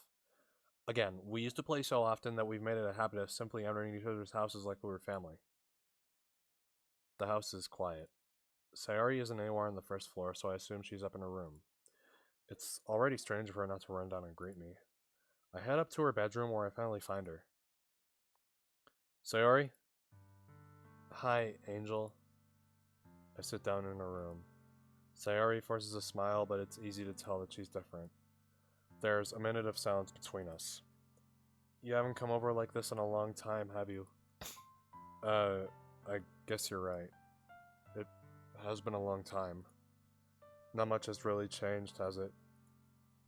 Sayori's room is as messy as it's always been. I also recognize the same stuffed animals and wall decorations that she's had for years now. I want that big cow. If you came over more often, it wouldn't be such a mess. Well, that's because I ended up cleaning it for you. How come you suddenly wanted to come over today? Aren't you supposed to see Natsuki today? Yeah, but... Wait, how'd you know that? Sorry, I'd already left by the time we decided the last meeting. Well, Monica told me. It's only natural for her to keep me informed about the festival preparations, right? That's true. But what about you? Aren't you going to be helping Monica today? Of course. But I'm just helping her online. We didn't plan to meet up or anything. No, so it's just me and Natsuki then. Yep. There's more silence between us. Sayori stares in a random direction. Everything about her behavior is really uncharacteristic. I finally get to the point. I just wanted to see how you were doing after you left on Friday. When something's wrong, you can't hide it from me. I know you too well. So, Sayori smiles, shaking her head. It's no good, Angel. Huh? Why can't it just be like it's always been? This is all my fault. If I didn't get so weak and accidentally express my feelings, if I didn't make that stupid mistake, then you wouldn't have been worried about me at all. You wouldn't have come here. You worried... I said that wrong, sorry. You wouldn't have even been thinking about me right now. But this... It's just my punishment, isn't it? I'm getting punished for being so selfish. I think that's why the world decided to have you come over today. It just wants to torture me. Sayori! I grab Sayori by the shoulders. What on earth are you saying? Are you listening to yourself right now? I know something happened to you. There's no other explanation for you to be like this. So tell me. Tell me already. Until I know, I won't be able to stop thinking about it.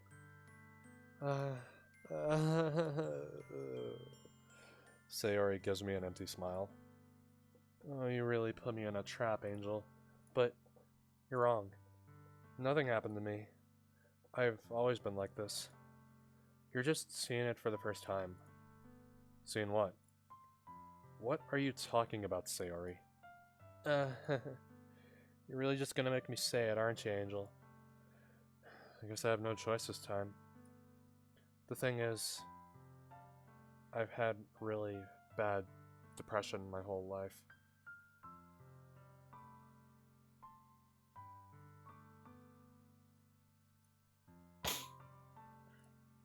Did you know that? Why do you think I'm late to school every day? Because most days I can't even find a reason to get out of bed. What reason is there to do anything when I fully know how worthless I am? Why go to school? Why eat? Why make friends?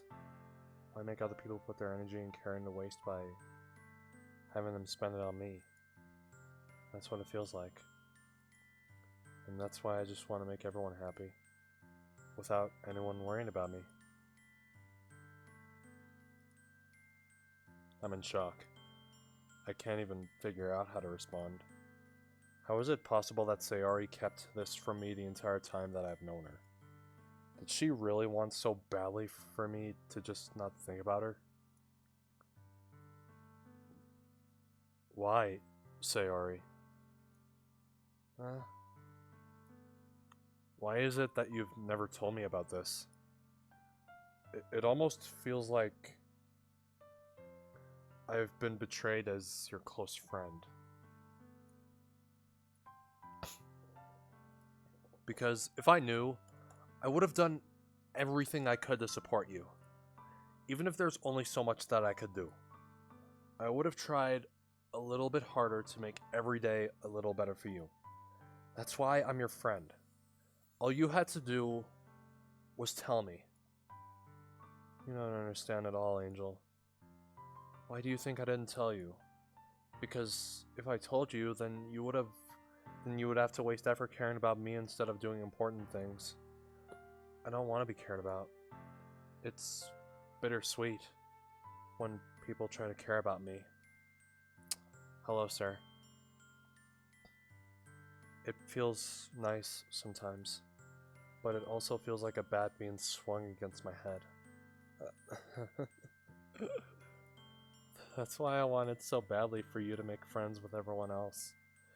Helping everyone be happy together is the best thing for me. But then, I discovered something else too. Seeing you make friends and get closer with everyone in the club, it feels like a spear going through my heart. So,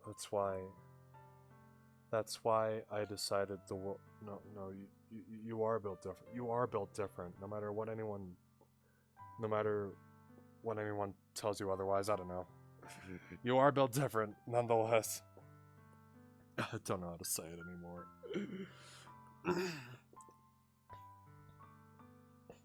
That's why I decided the world just wants to torture me. Every path leads to nothing but hurt. There are people telling you otherwise.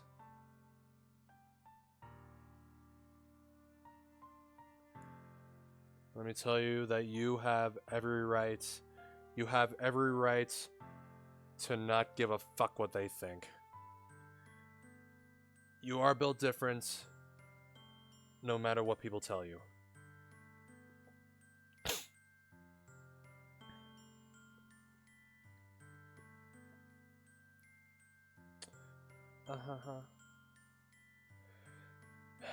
You're right that I don't understand.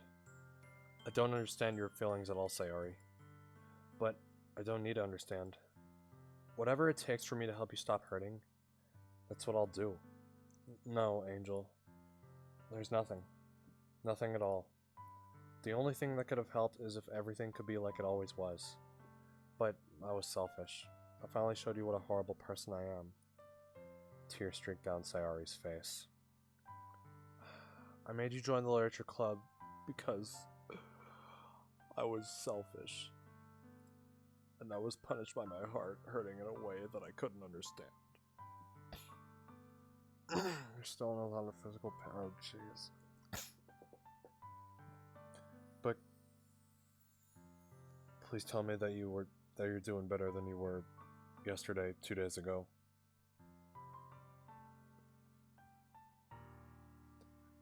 Please. I don't know. Are you doing better?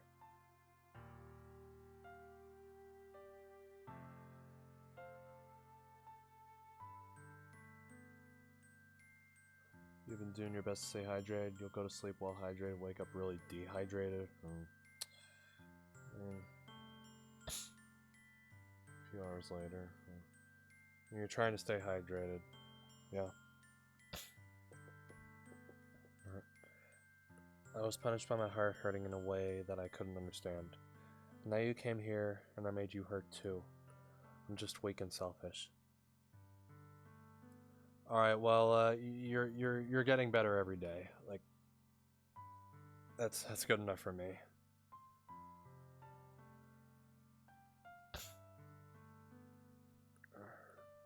And I do hope you make a complete recovery.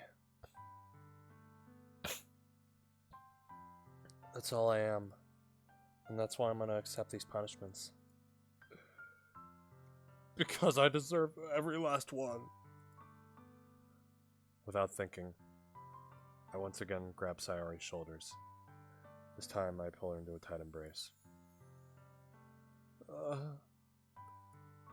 Angel. Sayori. I don't care if you feel selfish. I'm really happy that you convinced me to join the club. Seeing you every day makes it worthwhile enough. Sleep has been the bare minimum. If I make friends with everyone else, then that's just a bonus.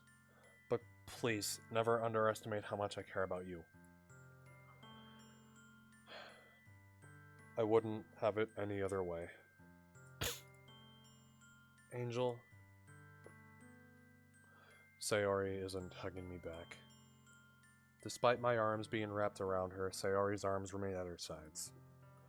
She starts sobbing next to my ear. No. Don't do this to me. Please don't do this. Angel. Sayori barely manages to speak between her sobs. I don't know if I'm doing the right thing, but all I want is for her to know that I care. If you have it in you to call yourself selfish, then you have to let me be selfish too. No matter what it takes, I'll figure out what needs to change.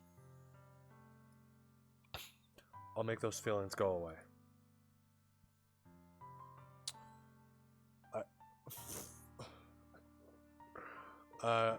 It's the game. It's the game. Okay, I'm sorry that I'm not responding. Okay. Okay, but seriously. Okay, I'll respond to you. No, really.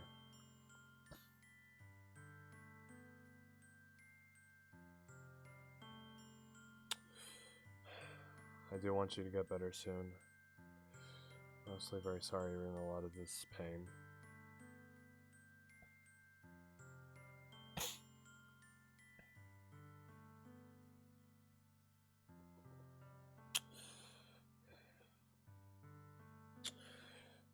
Hey, you mean a lot to me.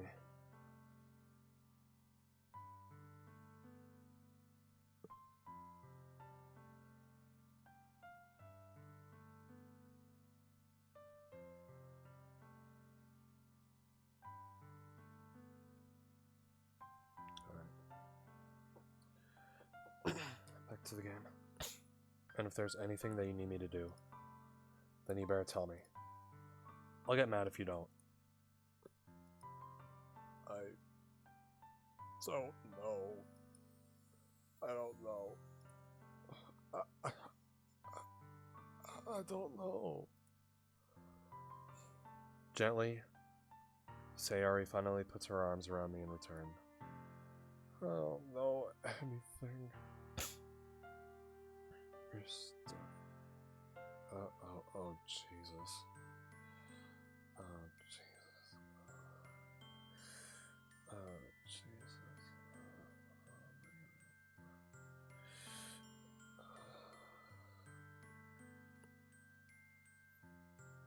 Okay, I really don't know how to respond to that.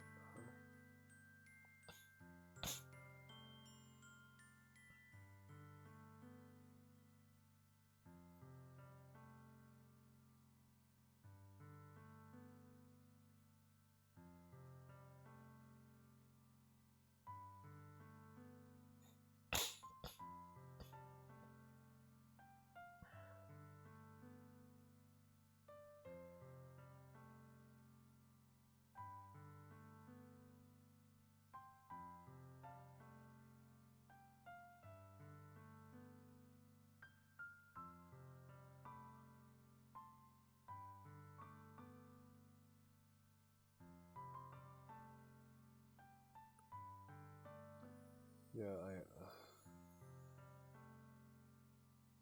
I really don't know how to respond. No, really, I really don't know.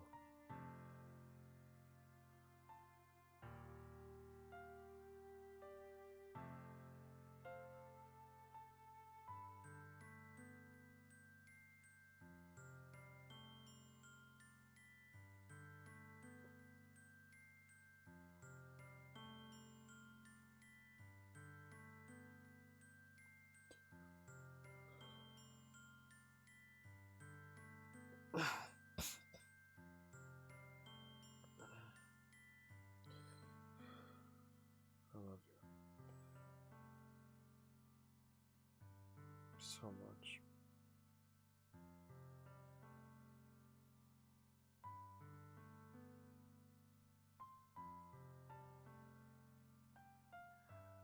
I don't know anything.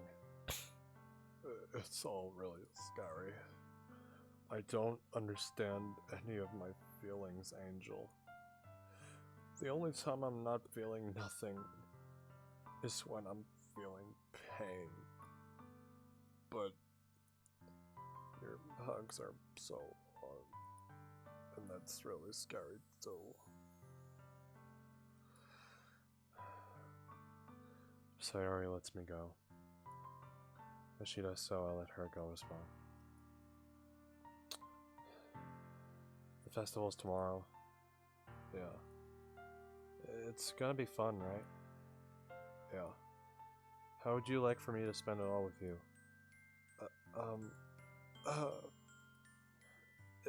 It's what I want. I promise. I think that would be nice then. Yeah. Oh god. Oh god.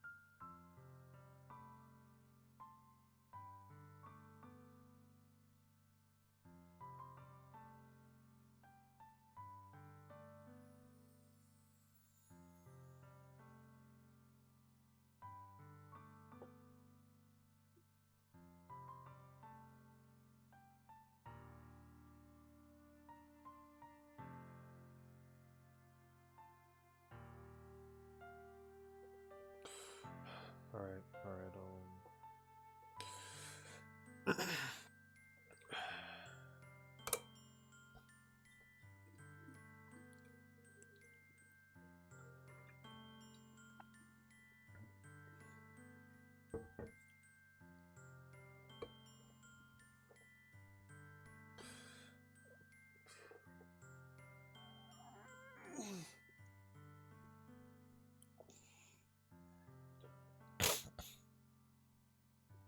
Yeah, I'm sorry. I really didn't know how to respond to that. I'm being honest.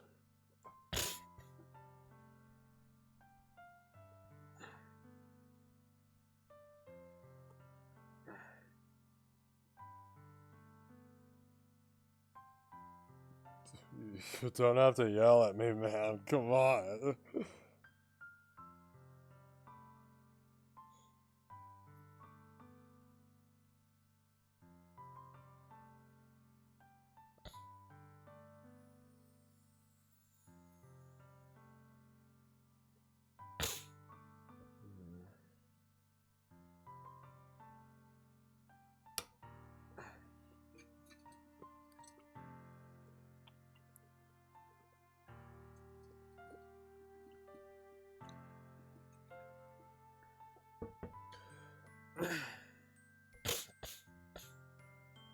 Oh, well, this stream died quickly.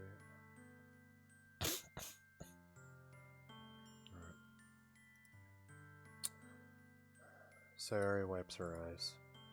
If I could spend the whole day here, I would. Of all days, this has to be the one where I have other plans. Maybe I should cancel. No, don't. Please don't. If you did that, then I really wouldn't forgive you. But it's almost time for Natsuki to meet me in my house. At the very least, do you want to come along and help out? It will be fun. To my surprise, Sayori shakes her head. I'm sorry. I don't know if that will be very good for me today. You understand, right? It's kind of hard for me to fully understand, but I'm trying my hardest. It's okay. Don't worry too much about it. I'll see you tomorrow, okay? Alright. I look forward to it. Doki doki. I say goodbye to Sayori and exit her house.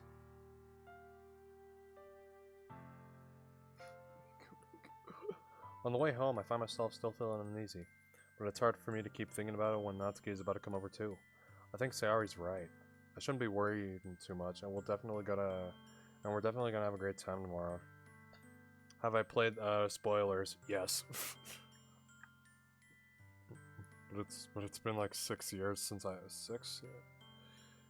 It's been like 6 years since I finished a playthrough of this.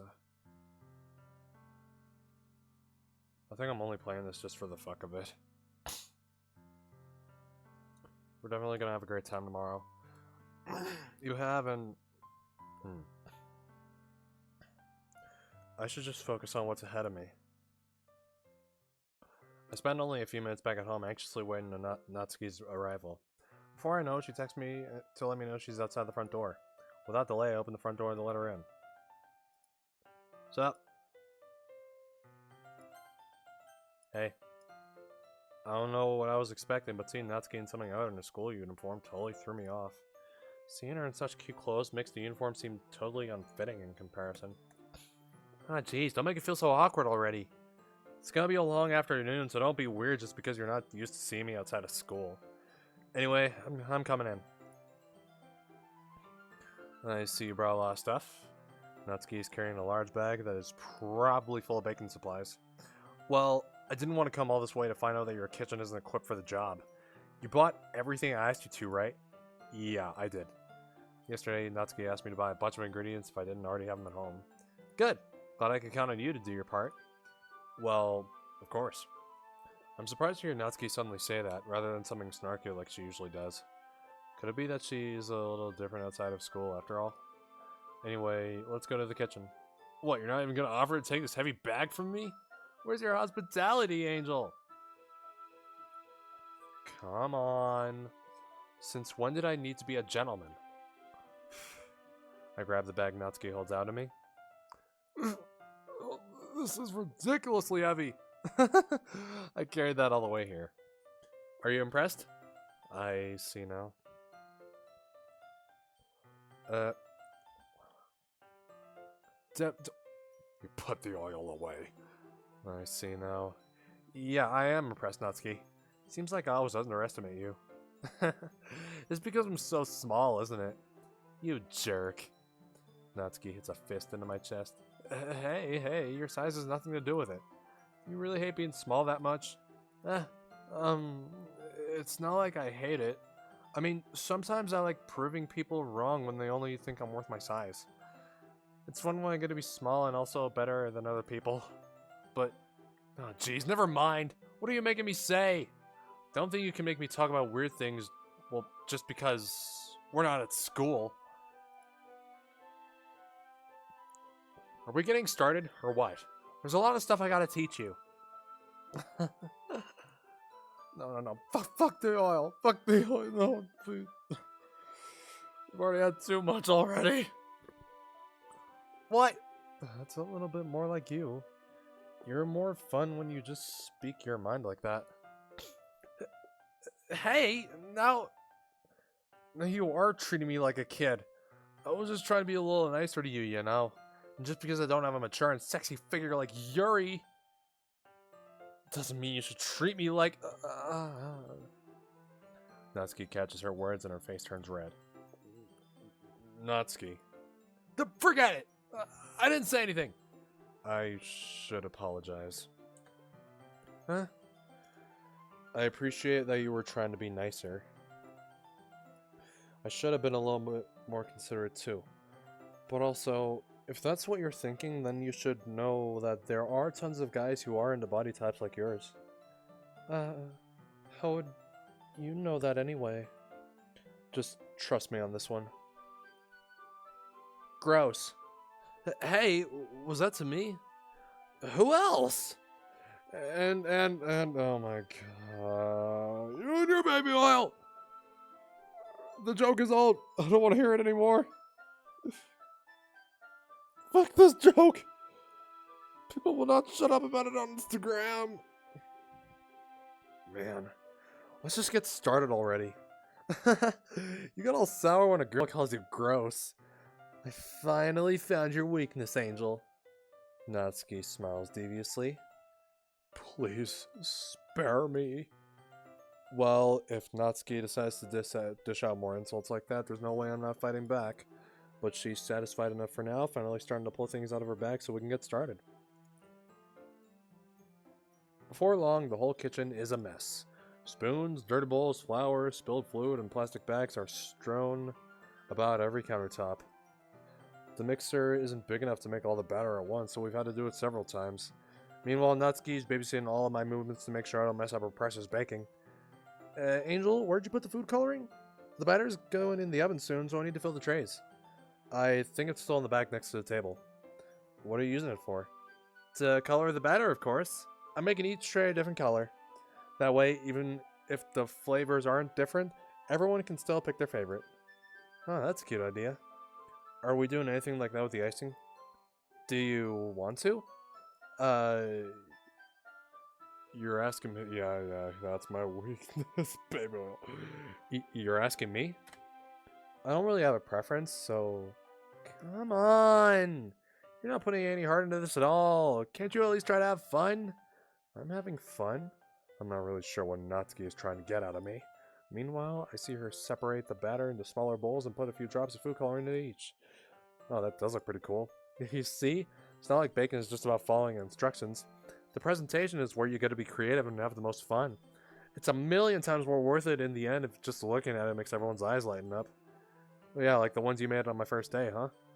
I recall Natsuki proudly presenting her cat-shaped cupcakes and Sayori and Monika's delighted expressions. And... Come on, man.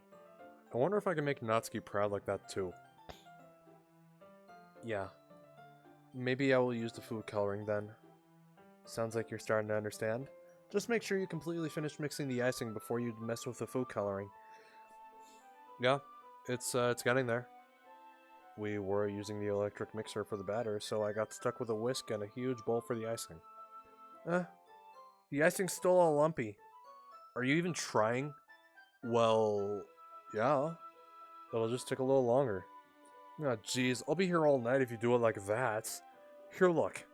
Natsuki grabs the whisk from me and uses her other hand to tilt the bowl back. You really need to beat the crap out of it! After a few seconds. Why did I say it like that? Which thing? I have no idea. The consistency of the icing has already improved. See?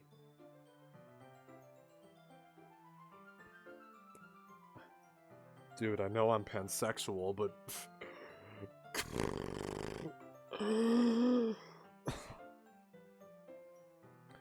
See? As if to emphasize, Natsuki sticks a finger in the icing and pops it in her mouth. I reluctantly start to do the same. Hey! Natsuki suddenly grabs my wrist. I don't want your gross fingers in my icing. Your icing, huh? Are you forgetting who did all the work? I start to fight back, trying to inch my finger toward the bowl. Don't make me beat the crap out of you next. I'd like to see you try. I push harder, just enough for my finger to reach the icing. I triumphantly scoop some with my finger just as Natsuki tugs with all her might. Ah! The force of Natsuki pulling me causes me to stumble, making her stumble in turn. Gross! You got it on my face! Whose fault is that? There's a big glob of icing on Natsuki's cheek. I don't see it! She tries to reach it with her tongue, but it's too far away. Jeez. You know what? Take this! Natsuki instead swipes it off with her finger before shoving her finger toward my own face. You wish! I'm faster. I grab her wrist from my hand before it reaches my face. Natsuki tries to use her other hand to fight back, but I grab that one as well. You haven't lost her. Oh, I haven't lost it either. Stop! Not until you apologize for calling me gross. Fine. I'm sorry for calling you gross. You know I don't mean it. It's just fun seeing you react to it. You do that to me all the time, you know, saying dumb things just to get a reaction out of me. You really shouldn't tease girls like that. Is that so? In that case, I probably shouldn't do this either. I take Natsuki's finger, put it in my mouth, looking off the icing. What? Did you seriously just... Natsuki is so surprised that she can't even figure out how to get mad at me. Her face is entirely red. Angel, you really shouldn't do that kind of thing to girls unless you really like them. You know that, right? What kind of question is she asking me just like that? How did the mood turn to this so quickly? Natsuki gazes at me in silence. I notice her shallow breaths. Why am I starting to feel dizzy? Out of nowhere, the fire alarm starts going off. Natsuki rushes over to the oven. Something burning. I thought you didn't put the cupcakes in yet. No wonder. You left a dirty tray in here, dummy! How could you make a mistake like that? You should have checked before turning the oven on. Don't blame me for your mistakes. Jeez. Natsuki uses an oven mitt to grab the blackened tray out of the oven. She sets it on top of the stove. In another moment, the fire alarm stops. Anyway, I'm putting them in the oven now. Yeah. The tension from the moment before still lingers over our heads. But the moment has already been lost. I watch as Natsuki slides the cupcake trays into the oven. Then I reluctantly pick up the whisk and continue with the icing like nothing ever happened. Oh, it smells so good! The cupcakes are ready to be pulled out of the oven. As soon as Natsuki opens the oven door, a blast of sweet smell and warm air fills the room. Oh, look at how cute they all look! She proudly shows off the different colored cupcakes in each of the trays. They'll look even better once we add the icing. Not like you need to tell me that. I brought decorating stuff, so I hope you can get creative. Here, scoop the icing into these bags. Natsuki hands me some plastic bags. I have these nozzles that will make it look nice and fluffy. This one can even make flowers. Probably won't be using it this time, though. What's this one for? I pick up one of the nozzles that has a much thinner tip than the others. That one's really thin, so you can use it to make stripes or other patterns. But you can also use it to write stuff on a cake. Like, happy birthday or whatever. Ah, I see. That gives me an idea, actually. Huh? Well, it's a literature event, right? We could make it more literature themed by writing a different word on each of the cupcakes. It would be fun to see people choose their cupcake based on a word they like. I was kind of expecting you to say something really stupid, but that's actually a really cute idea, so... Maybe I'm getting it from you. What's that supposed to mean? I'm not cute! Come on. We're not at school, nobody's judging. You can't dress and act like this and not expect me to think you're cute. Well... Natsuki's voice trails off. Same with you. Did you say something? No, nothing. Let's just do the icing. Natsuki picks up the paste and fastens a nozzle onto each of the bags. There's a lot to do, so we shouldn't be wasting time. Here, I'll show you how to do it. Without giving me a chance to think about before, Natsuki quickly moves on. She shows me how to apply the icing, then we each get to work. When we're finally finished, Natsuki puts them all side by side to admire our work. Oh, look at how pretty they are together. Yeah, they are, aren't they? I wish I could have one now. Well, there's no reason you can't, right? I don't see any harm in that. Well, yeah, but my dad's making dinner tonight, so I really need to save my appetite. Oh, Sayari's the exact opposite in that regard. If she was here, we'd probably be down 10 cupcakes already. And she would still eat dinner. Oh, come on, that's just unhealthy! Is anyone still here? Besides, when my dad cooks, I need to eat as much of it as I can. Well, anyway, I was hoping we would have time for manga, but I need to be home for dinner. Already? Well, that's a shame. It's your fault for working so slowly. You should have thought about that. It's not like you'll always have this chance. Oh, man. As usual, Natsuki places the blame on me. You can bring the cupcakes tomorrow, right? If you and Sayori each carry some, then you can probably do it in one trip. Yeah, I can do that. And don't worry, I won't let her eat any. I wish she would listen to me the way she listens to you. Yeah. I again think back to the conversation I had with Sayori earlier today. I felt so helpless. Sayori always does listen to me, but at that point it felt like she couldn't listen to me at all. Okay, I'm all packed up. Go work today. You too. I'll walk you out, I guess. Just like that, Natsuki is already about to leave. It felt like the afternoon went by in a flash. More than that. Did I even take the opportunity to get closer to her like I wanted? Well, I guess I'll be off then. Thanks for all the help and everything. We'll see you tomorrow. Wait, Natsuki. Huh? Well, you said before about, not always having this chance. It doesn't have to be that way at all. I had fun today. You showed me how fun baking can be, like you wanted. But aside from that, you can come over anytime, okay? I think if that's possible, I'd like to spend more time like this. If you want me to read manga or go out somewhere... Do you really mean that? Natsuki looks at me tensely, like she's trying to hide her expression. Yeah. I want to spend more time with you. Angel, I thought you only cared about getting this done. I'm sorry I had to leave so early today. I really didn't want to. I would really stay here longer if I could. I feel the same way as you, so... Natsuki suddenly gets closer to me. Wait, Natsuki! Standing inches from me, Natsuki looks up at me. I feel her fingers gently clutch at the sides of my shirt, as if holding on to me. Her rose-colored cheeks and matching eyes fill my vision, along with her slightly parted lips. What is happening? My head starts to go dizzy as I feel her soft breast against me. I felt it. For a while now. Natsuki suddenly jumps back. Sayori! Huh? Hi, Angel. Sayori. Just now, we weren't... It's okay, Angel. I just stopped by to say hi. Well, you should have come a little earlier. I'm already on my way out, so... Oh, really? That's too bad. Yeah, well, I'll still see you at the festival tomorrow, so it's fine. Just don't eat any cupcakes before then.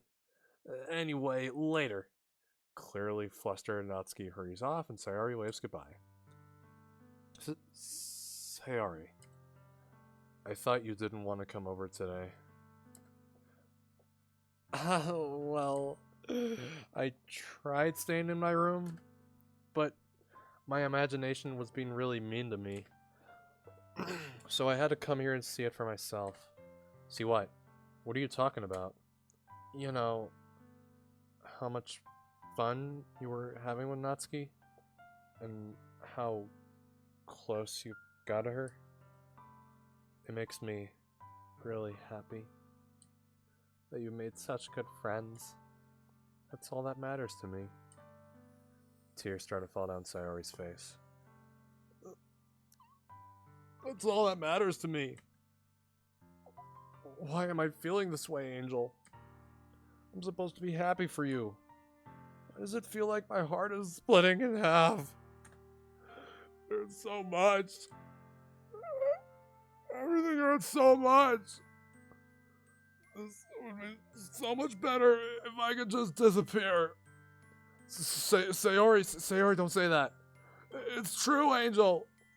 If I wasn't here, then you wouldn't have to waste your sympathy on me. You wouldn't have to put up with me being selfish. Monica was right. I should just... Monica? Monica was right about what? Sayori. What I said before is true. I'm not gonna let this continue. Caring about you like this isn't the burden your mind is making it out to be. It's something that makes me happy. It's something that I wouldn't trade for anything else. So, even if it takes an entire lifetime, I want to be by your side until you don't feel any more pain. But... Sayori looks away. I put a hand on her shoulder to reassure her. I'm scared, Angel. I'm really scared. What are you scared of, Sayori? I'm scared that I might like you more than you like me. Sayori? It's true, isn't it? I was weak and started to like you too much. I did this to myself. Angel, I like you so much that I want to die. That's how I feel. And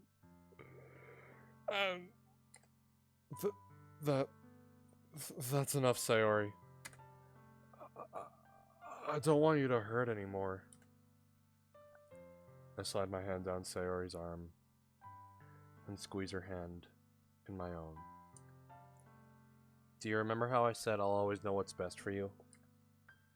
Do you still believe me? Wordlessly, Sayori nods. Even if you don't understand all of your own feelings, I know what you need the most right now. And that's what I'm gonna give to you.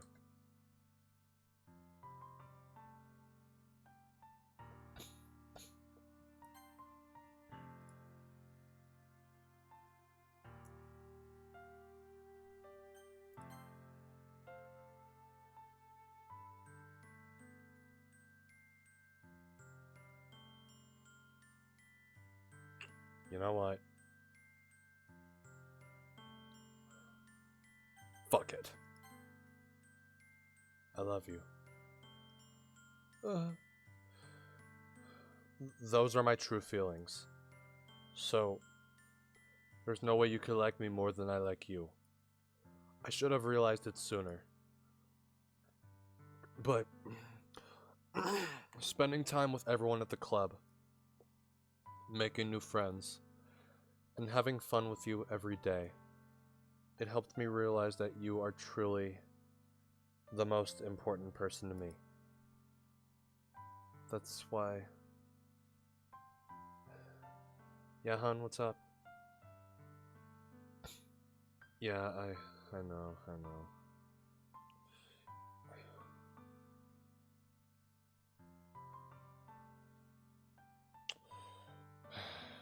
Shit. That's why I'll accept any of your burdens. As long as we continue like this every day, with you by my side, then I know we'll both be happy. Angel? Suddenly, Sayori wraps her arms tightly around me. Angel, this is really okay. Yeah. I hold Sayori in my arms and pull her closer. You'll never have to let go of me again. I love you, Angel. I want to be with you forever. Me too. I feel Sayori's grip around me weaken a little bit. What is this? Sayori? I'm supposed to be happy right now. I always thought this would be the happiest moment for me. Why? Even now? Why won't the rain clouds go away? They're not going away at all, Angel. It's okay, Sayori. It might take some time for things to get better again. But no matter how long it takes, I'll be there every step of the way. It's all that matters right now. Oh, okay. I trust you. Sayori and I slowly release each other. So, I guess that makes the festival tomorrow our first date, huh? What are you saying? I don't want to think about those things, you know? I want everything to be the same as it always has been. Even if we really are a couple. I don't know if I could handle anything more right now. It's really new and scary to me. I understand. We'll go at whatever pace suits you best. Hey, Angel. Sayori gazes at me once again, smiling sadly. Even if I really get sad, this is the best thing for me, right?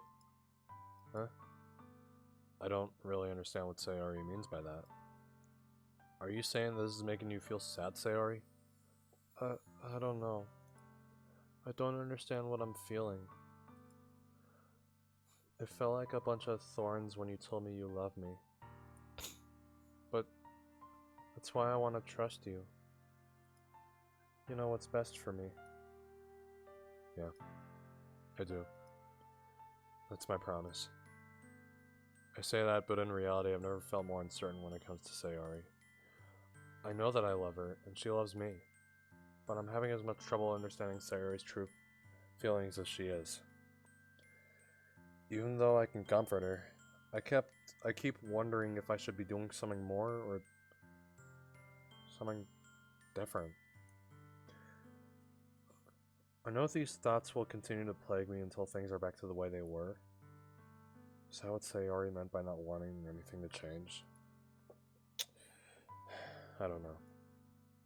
But I know that I'll give it everything I've got. Sayori is the most important person to me, and I'll do whatever it takes to have a happy future with her.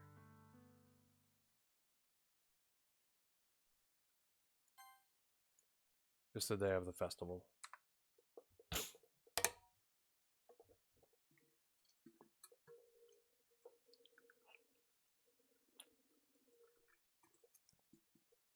I'm gonna take about 3 minutes. 3 minutes. I have a little break. Give me 3 minutes, I'll be right back.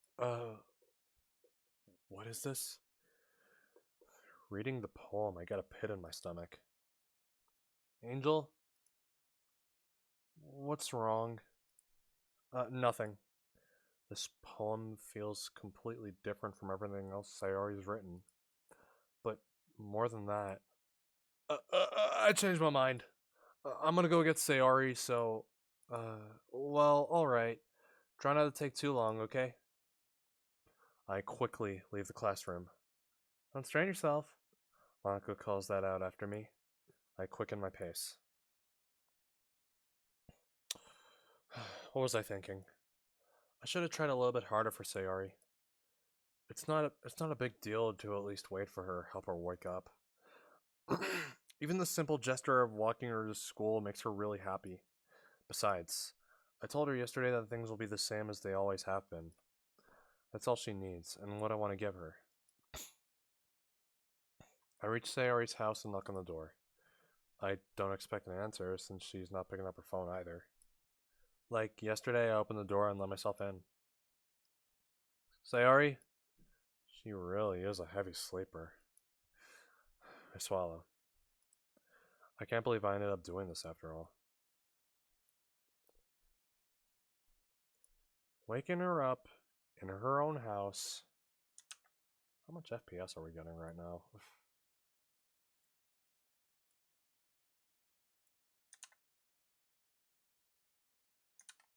A bit. Does that really matter though?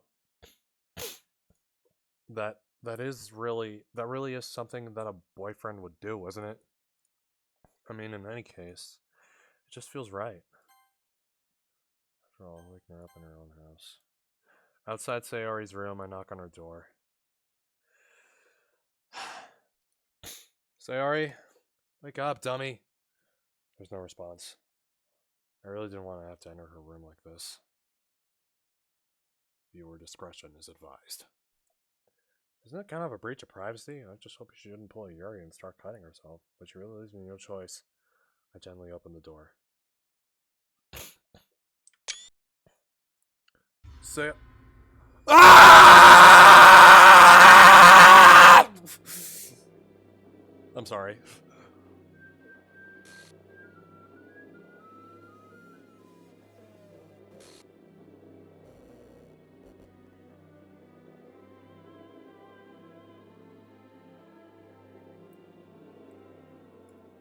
What the hell? What the hell? Is this a nightmare? It has to be. This isn't real. There's no way this can be. No, this is not the bad ending. There's no way this can be real. Sayori wouldn't do this. Everything was normal up until a few days ago. That's why I can't believe what my eyes are showing me. I suppressed the urge to vomit. Just yesterday, I told Sayori I would be there for her. I told her I know what's best and that everything will be okay. Then, why? Why would she do this? How could I be so helpless? What did I do wrong? Confessing to her. I shouldn't have confessed to her. That's not what Sayori needed at all. She even told me how painful it is for others to care about her. Then why did I confess to her and make her feel even worse? Why was I so selfish? This is my fault. My swarming thoughts keep telling me everything I could have done to prevent this. If I just spent more time with her, walked her to school, and remained friends with her, like it has always been, then I could have prevented this. I know I could have prevented this. Screw the literature club. Screw the festival. I just lost my best friend. Someone I grew up with. She's gone forever now. Nothing I can do to bring her back. This isn't some game where I can reset and try something different. I had only one chance. And I wasn't careful. I wasn't careful enough. And I'll carry this guilt with me until I die. Nothing in my life is worth more than hers. But I still couldn't do what she needed from me. And now, I can never take it back. Never. Never! Never! Never! Never! Alright, game's over. I hope you enjoyed this playthrough.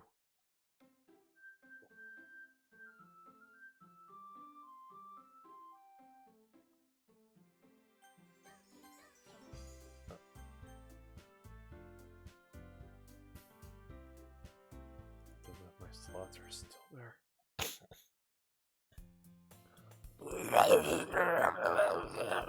No, hey, they're gone. I see an annoying girl running towards me from the distance, waving her arms in the air like she's totally oblivious to any attention she might draw to herself. That girl is my neighbor and good friends since we were children. You know, the kind of friend you never see yourself making today, but just kind of works out because you've known each other for so long.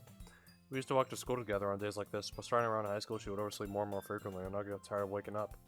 But if she's going to chase after me like this, I almost feel better off running away. However, I just sigh and idle in front of the crosswalk and let catch up to me.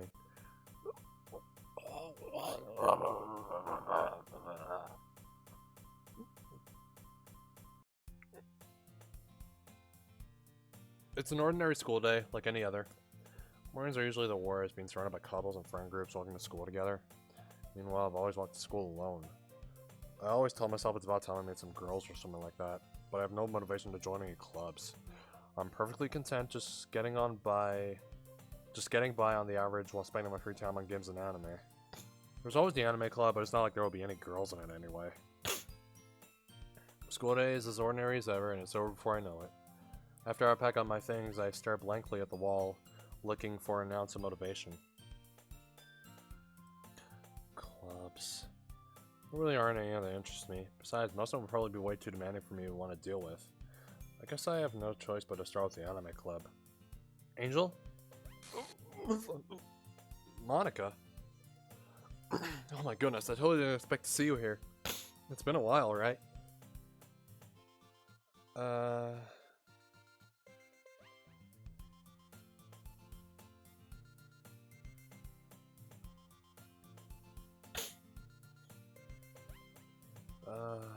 Yeah, it has. Monica smiles sweetly. We do know each other. Well, we rarely talked, but we were in the same class last year. Monica was probably the most popular girl in class. Smart, beautiful, athletic. Basically completely out of my league. So having her smile at me genuinely feels a little... What'd you come in here for anyway? Oh, I've just been looking for some supplies to use for my club. Do you know if there's any construction paper in here? Or markers? I guess you could check the closet. You're in the debate club, right? About that. I actually quit the debate club. Really? You quit? Yeah. To be honest, I can't stand all the politics around the major clubs. Feels like nothing but arguing about the budget and publicity and how to prepare for events. I'd much rather take something I personally enjoy and make something special out of it. In that case, what club did you decide to join? Actually, I'm starting a new one. A literature club. Literature? That sounds kind of dull. How many members do you have so far? It's kind of embarrassing, but there are only 3 of us so far. It's really hard to find new members for something that sounds so boring. Well, I can see that. But it's really not boring at all, you know? Literature can be anything. Reading, writing, poetry. I mean, one of my members even keeps her manga collection in the club room. Wait, really? Yeah, it's funny, right? She always insists on manga as literature too. I mean, she's not wrong, I guess. And besides, a member's a member, right? Did Monica say she? Hey, Angel. By any chance, are you still looking for a club to join? I mean, I guess so, but in that case, is there any chance you could do me a big favor? I want to ask you to join, but if you could at the very least visit my club, it would make me really happy. Please? Well, I guess I have no other reason to refuse. Besides, how could I ever refuse someone like Monica? Sure, I guess I could check it out. Ah, awesome. You're really sweet, Angel, you know that? It's nothing, really. Shall we go then? I'll look for the materials another time. You're more important. And thus, today marks the day I sold my soul to Monica and her irresistible smile. I timidly follow Monica across the school and upstairs, a section of the school I rarely visit, being generally used for third-year classes and activities. Monica, full of energy, swings open the classroom door. I'm back! And I brought a guest with me. Oh yeah, I forgot a lot. Huh? A guest? Seriously? You brought a boy? Way to kill the atmosphere. Don't be mean, Natsuki. But anyway, welcome to the club, Angel. All words escape me in this situation. This club is full of incredibly kawaii desune girls! So, let me guess. You're Monica's boyfriend, right? What? No, I'm not. Natsuki. The girl with the sour attitude, whose name is apparently Natsuki, is one I don't recognize. Her small figure makes me think she's probably a first year. Anyway, this is Natsuki, energetic as usual, and this is Yuri, the vice president. It's nice to meet you. Yuri, who appears comparably more mature and timid, seems to have a hard time keeping up with someone like Natsuki.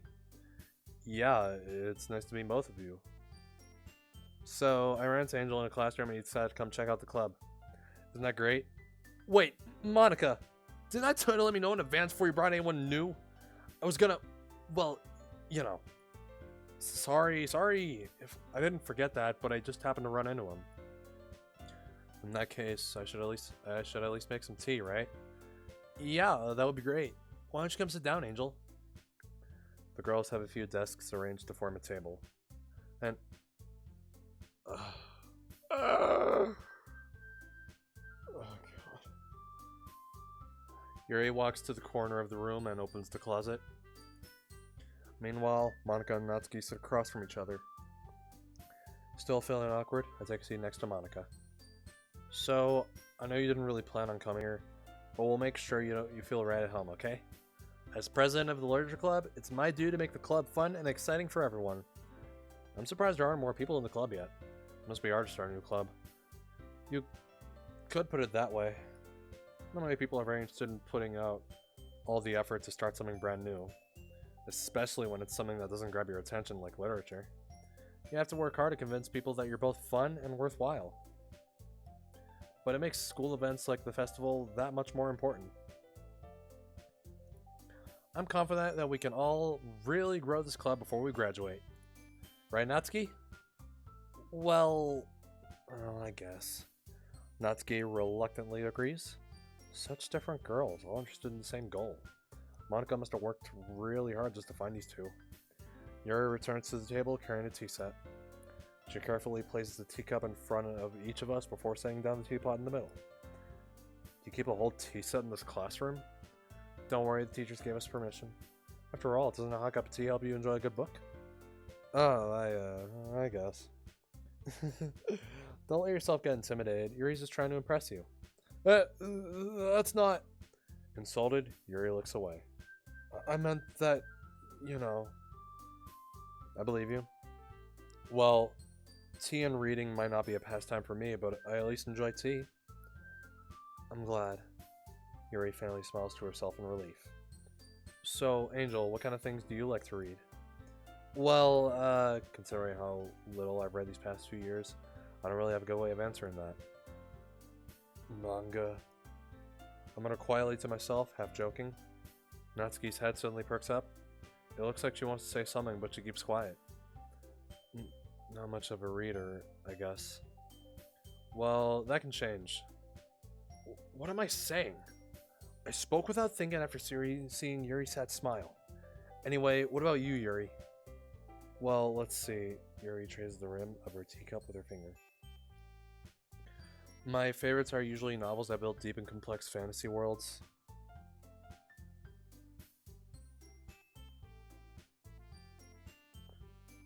The level of creativity and craftsmanship behind them is amazing to me.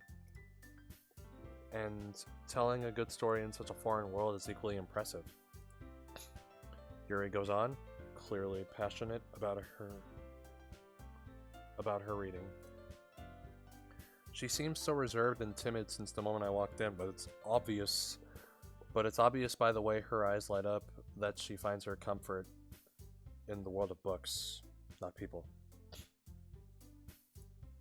But you know, I like a lot of things. Stories with deep psychological elements usually immerse me as well.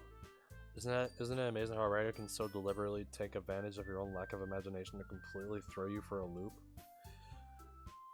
Anyway, I've been reading a lot of horror lately. I read a horror book once.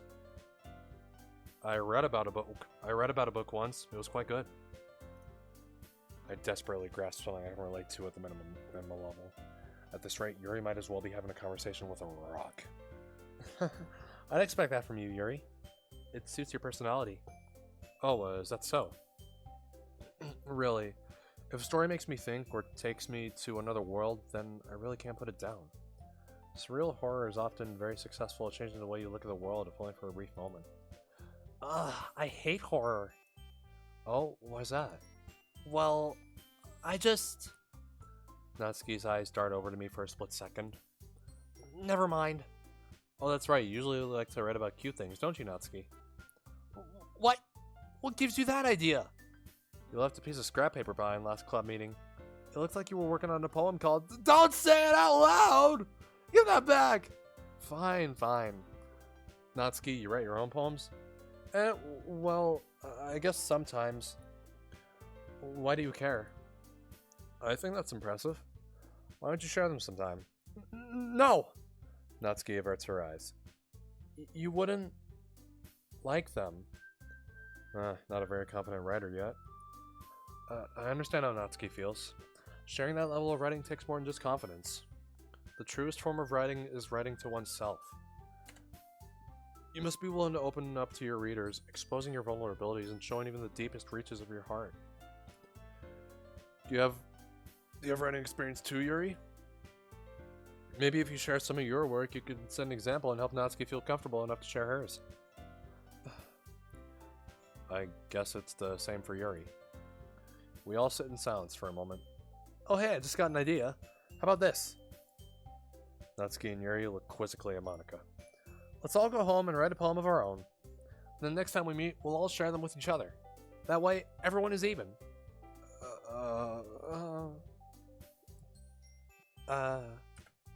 I mean, I thought it was a good idea. Well, I think you're right, Monika. We should probably start finding activities for all of us to participate in together. I did decide to take on the responsibility of vice president, after all. I need to do my best to nurture the club as well as its members.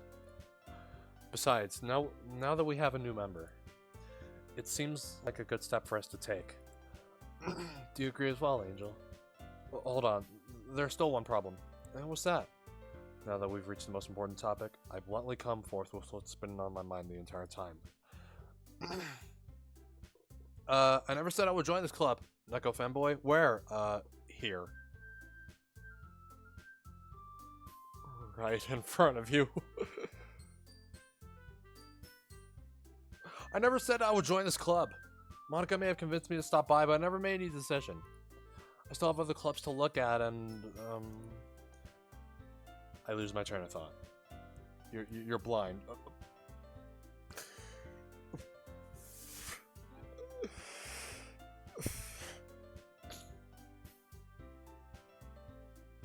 And how the fuck did you type that?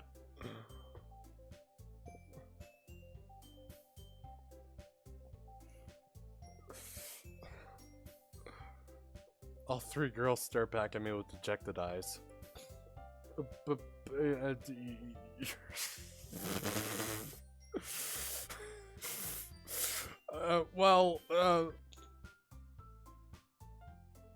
No, I can't take it. You're too smart for me. But, I'm sorry. I thought. Huh? The girls exchange glances before Monica turns back to me. I guess I need to tell you the truth, Angel. The thing is, we don't have enough members yet to form an official club. We need 4. And I've been trying really, really hard to find new members. And if we don't find one more before the festival, I'm defenseless against these girls. How am I supposed to make a clear-headed decision when it's like this? Did I see the wall? I did see the wall. I did see the wall. Yeah. I would feel terrible for letting everyone down in this situation. And besides, the club itself feels pretty relaxed, so if writing poems is the price I need to pay in order to spend every day with these beautiful girls. Right. Okay, I've decided then. I'll join the literature club. One by one, the girl's eyes light up. Oh my goodness, really? Do you really mean that, Angel? Yeah. It could be fun, right? You really did scare me for a moment. I mean, if you really just left after all this, I would be super pissed. Angel, I'm so happy. We can become an official club now. Thank you so much for this. You're really amazing. I'll do everything I can to give you a great time, okay? Thanks, I guess. Okay, everyone. I think with that, we can officially end today's meeting on a good note. Everyone remember tonight's assignment. Write a poem and bring to the next meeting so we can all share. Monica looks over at me once more. Angel, I look forward to seeing how you express yourself. Yeah. Can I really impress the class star Monica with my mediocre writing skills? I already feel the anxiety welling up inside me. Meanwhile, the girls continue to chit-chat as Yuri cleans up the tea set. I guess I'll be on my way then. Okay. I'll see you tomorrow then. I can't wait. With that, I depart the club room and make my way home. The whole way, my mind wanders back and forth between 3 girls.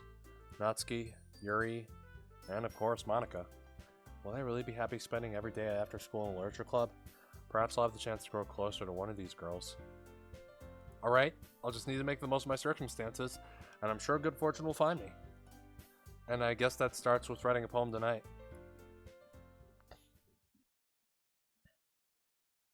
Oh, I unlocked a special poem. I like to, okay.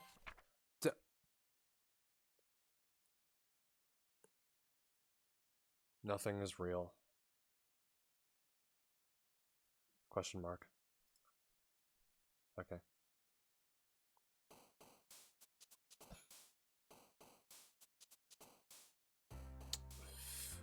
Beautiful. Honestly. Better than anything I could have. Clouds. Twirl. Flower. Rose. Oh, Yuri. Sticky. Lollipop. Whistle. Socks.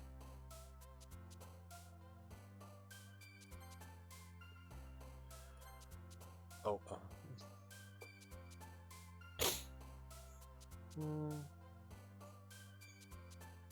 Smile.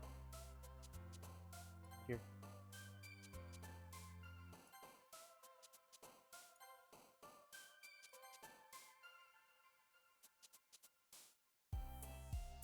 I think you probably see what I'm getting at.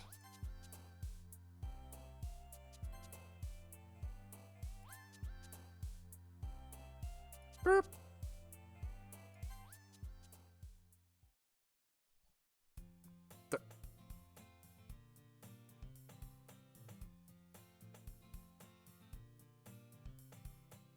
Hi again, Angel. Glad to see you didn't run away on us. Nah, don't worry. This might be a little strange for me, but at least I kept my word. Well, I'm back at the literature club. I was the last to come in, so everyone else is already hanging out. The music. Am I attracted to pans?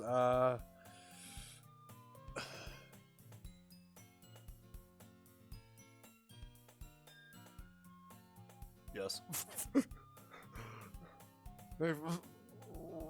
Thanks for keeping your promise, Angel. I hope this isn't too overwhelming of a commitment for you. Making you dive headfirst into literature when you're not accustomed to it. Oh, come on, like he deserves any slack. You already had to be dragged out here by... Something don't feel right. Monica, I don't know if you plan to just come here and hang out or what, but if you don't take us seriously, then you won't see the end of it. Natsuki, hello, you're in front of the text. Can you get up the fuck out of...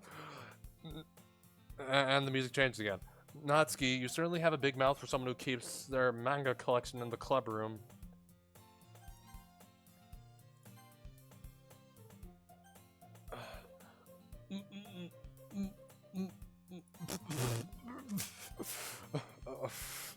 Natsuki finds herself stuck between saying Monica and manga. Manga is literature! Swiftly defeated, Natsuki plops back into her seat. Oh, I'm sorry, Angel. We'll make sure to put your comfort first, okay? Yuri shoots Natsuki with a disappointed glance. Anyway, now that you're in the club and all, perhaps you might have interest in picking up a book to read? Well, I can't really say no either way. Like you said, I'm in this club now. So, it only feels right for me to do something like that if you ask. What if I keep blood? Wait, I didn't mean it like that. If you don't really want to, then forget I said anything, I guess. No, it's not that, Yuri. I want to try to be a part of this club. So even if I don't read often, I'd be happy to pick up a book if you wanted me to. Are you sure? I just felt like, well, as vice president and all, that I should help you get started on something you might like. Yuri reaches into her bag and pulls out a book. I didn't want you to feel left out, so I picked out a book that I thought you might enjoy. It's a short read, so it should keep your attention, even if you don't usually read. And we could, you know, discuss it if you wanted. This is... How is this girl accidentally being so cute? She even picked out a book she thinks I'll like, despite me not reading much. Yuri, thank you. I'll definitely... I think the screen is zoomed in too much. I'll definitely read this. I enthusiastically take the book. Well, you can read it at your own pace. I look forward to hearing what you think. Okay, it's fixed. Now that everyone's settled in, I expected Monica to kick off some schedule activities for the club. But that doesn't seem to be the case. Yuri's face is already buried in a book. I can't help but notice her intense expression like she was waiting for this chance. Okay, the music switched back. Alright. Meanwhile, Natsuki is rummaging around the closet. I hear Natsuki utter an exasperated sigh from within the closet. She seems to be annoyed by something. I approach her in case she needs a hand. You looking for someone in there? The fucking Monica!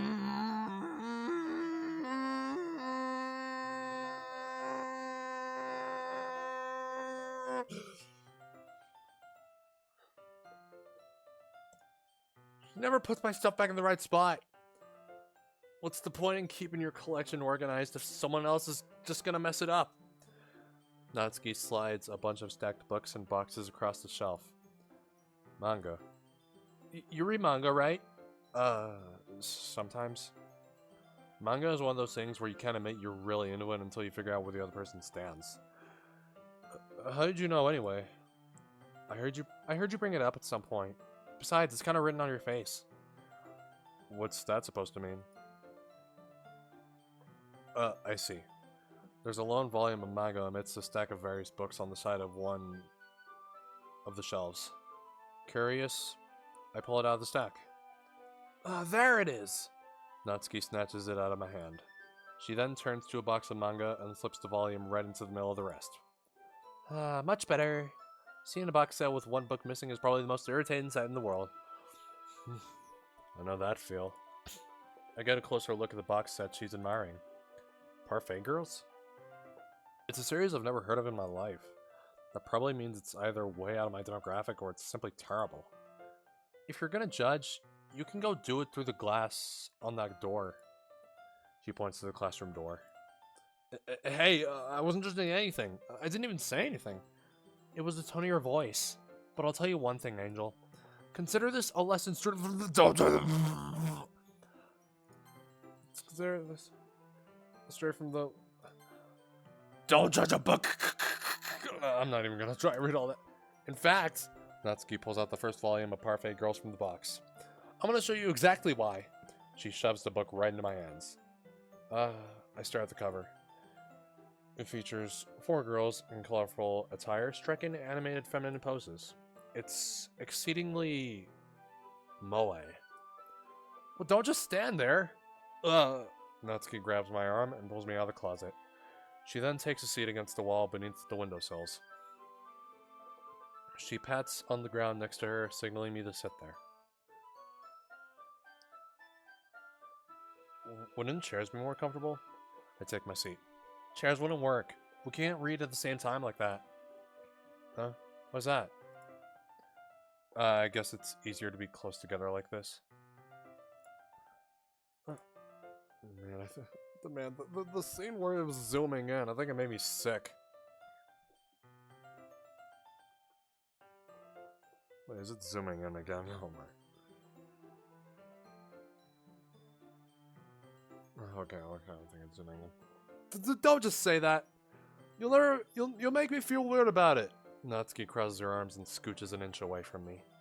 Sorry. I didn't exactly expect to be sitting this close to her either. Not that I can say it's a particularly bad thing. I open the book. It's only a few seconds before Natsuki once again inches closer, reclaiming the additional space while she hopes I won't notice. I can feel her peering over my shoulder. Much more eager to begin reading than I am. Wow, how long has it been since I read the beginning? You don't go back and flip through the older volumes every now and then? Well, not really. Maybe sometimes after I've already finished the series. Hey, are you paying attention? I am, but nothing's really happened yet, so I can talk at the same time. It looks like it's about a bunch of friends in high school. Typical slice of life affair. I kind of grew out of these since it's rare for the writing to be entertaining enough to make up for the lack of plot. Are you sure this isn't boring for you? It's not. Even though you're just watching me... Oh, wrong voice. Even though you're just watching me read?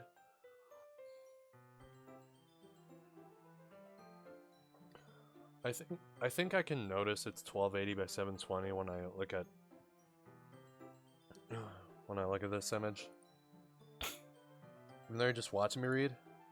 Well, I'm fine with that, if you say so. I guess it's fun sharing something you like with someone else. I always get excited when I convince any of my friends to pick up a series I enjoy. You know what I mean? You don't? That's not... Well, I wouldn't really know. What do you mean? Don't you share your manga with your friends? Could you not rub it in? Jeez. Sorry. Like I could ever get my friends to read this. They just think manga is for kids. I can't even bring it up without them being all like, you still haven't grown out of that yet? Makes me want to punch them in the face. I know those kinds of people.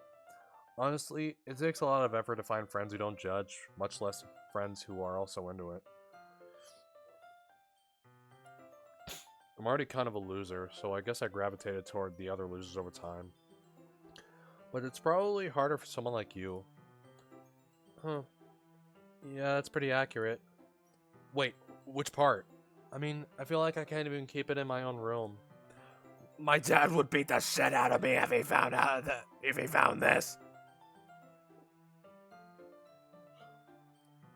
At least it's safe here in the club room. Except Monica's kind of a jerk about it. Ugh, I just can't win, can I? Well, it paid off in the end, didn't it? I mean, here I am reading it. Well, it's not like that solves any of my problems. Maybe. But at least you're enjoying yourself, right? So?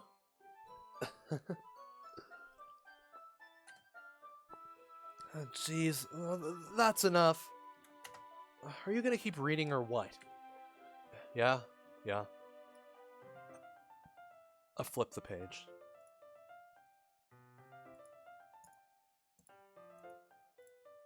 Time passes. Natsuki's strangely quiet now. I glance over at her. It looks like she's started to fall asleep. Hey, Natsuki? Yeah? Suddenly, Natsuki collapses straight into me. Hey!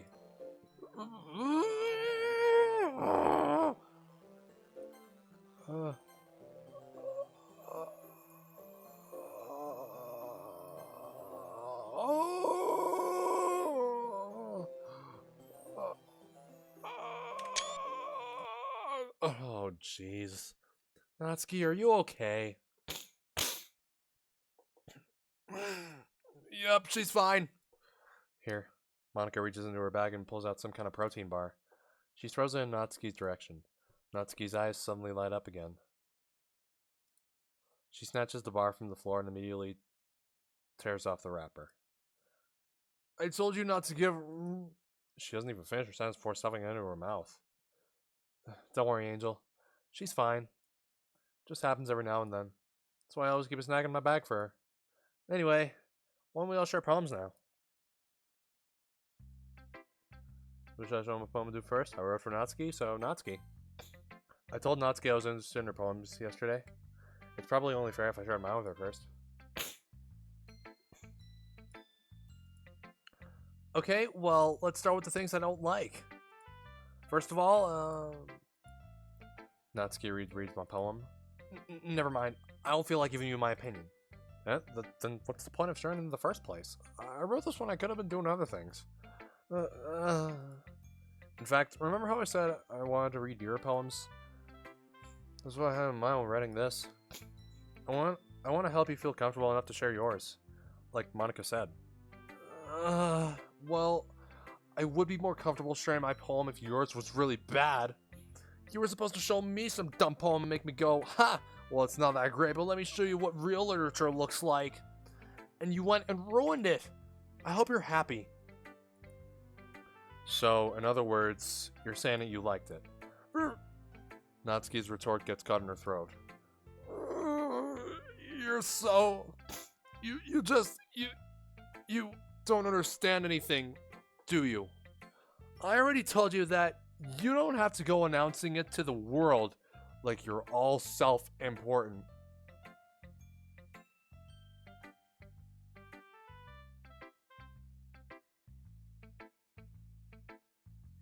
Alright, I need some time. Pretty sure you never actually said that. I say that mostly to myself. Natsuki must really hate me or something. I can't figure out if it's a win or a loss that she likes my poem. In any case, you still need to show me yours, right? Fine, I guess. Only because Monica will make me if I don't. Eagles can fly. Monkeys can climb. Crickets can leap. Horses can race. Owls can seek. Cheetahs can run. Eagles can fly. People can try. But that's about it. Yeah. I told you that you weren't gonna like it. I like it. What? Just be honest. I am. Why are you so convinced that I wouldn't like it? Well, because everyone in high school thinks that writing has to be all sophisticated and stuff. So people don't even take my writing seriously. But isn't the point of poems for people to express themselves? Your writing style wouldn't make your message any less valid. Yes, exactly. I like it when it's easy to read, but it hits you hard. Like in this poem. Seeing everyone around you do great things can be really disheartening. So I decided to write about it. Yeah, I understand. But the other nice thing about simple writing is that it puts more weight on the wordplay. Like, I set up for a rhyme at the end, but then made it fall flat on purpose. It helps bring out the feeling in the last line. So you did. I guess more went into it than I realized. That's what it means to be a pro. I'm glad you learned something. Didn't expect from the youngest one here, did you? Yeah, guess not. I decided to humor her with that last comment. I don't really care about how old everyone is, but if Natsuki's feeling proud, then I won't take that away from her. Who should I show him poem to next, Yuri?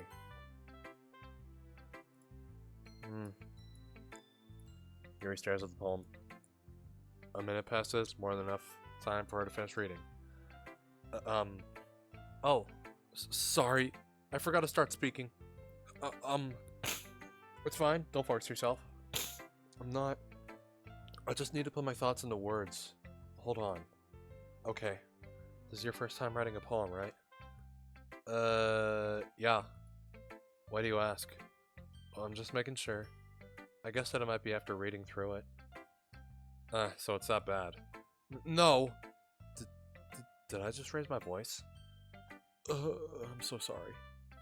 Yuri buries her face in her hands. I couldn't help but notice that it's been several minutes and we really haven't gotten anywhere. I realized I never saved the game. It might take Yuri a while to get used to new people. It's fine, I really didn't notice. What were you saying? Right, it's just that there are specific writing habits that are usually typical of new writers. And having been through that myself, I kind of learned to pick up on them. I think the most noticeable thing I recognize in new writers is that they try to make their style very deliberate. In other words, they tend to pick a writing style separate from the topic matter, and they form-fit the two together. The end result is that both the style and the expressiveness are weakened. Once Yuri finds her train of thought, it's as if her demeanor totally changes. Her stammering is completely gone, and she sounds like an expert.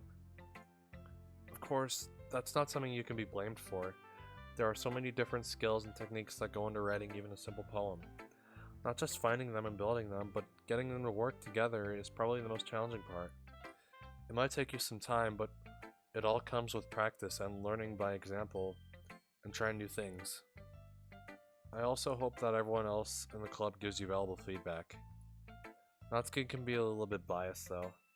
Biased? How? Well, never mind. I shouldn't be talking about people like that. Sorry. It's fine.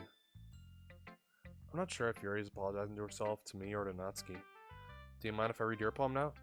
Please do. I'd love to share my thought process behind it. Yuri smiles dreamily, as if that's a rare opportunity for her. Which itself is kind of funny. After all, isn't this supposed to be a literature club? Ghost under the light. The tendrils of my hair illuminate beneath the amber glow, bathing. It must be this one. The last remaining streetlight to have withstood the test of time. The last yet to be replaced by the sickening blue-green hue of the future. I bathe. Calm. Breathing air of the present, but living in the past. The light flickers. I flicker back. I'm sorry I have such terrible handwriting. What? I wasn't thinking that at all. But it took you a long time to read. Well, I just don't read script very often. I actually think your handwriting is pretty. Huh? That's a relief. Also, I like the poem. Even though it's short, it was really descriptive. It wasn't too short. I usually write longer poems. Not at all. I'm really glad you like it. I'll be honest, since it's our first time sharing, I wanted to write something a little more mild. Something easy to digest, I suppose. Are you in the ghost theory? Actually, the story isn't about a ghost at all, Angel. Really? I must have totally missed the point.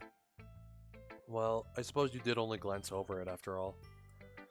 But remember that poets often express their own thoughts, feelings, and experiences in their work. They usually do more than tell a simple story or paint a picture. In this case, perhaps the subject of the poem is only being symbolically compared to a ghost. Lingering in her last remaining place of comfort, unable to let go of the past, and soon to be left with nothing. That's a lot more solemn putting it that way. I hadn't even thought of that. That's impressive. It's nothing really. Well, it makes me happy that you think that. Just remember that it won't be long before you pick up on these things too. Yeah, maybe you're right. I guess I'll have to keep trying. I'm counting on you.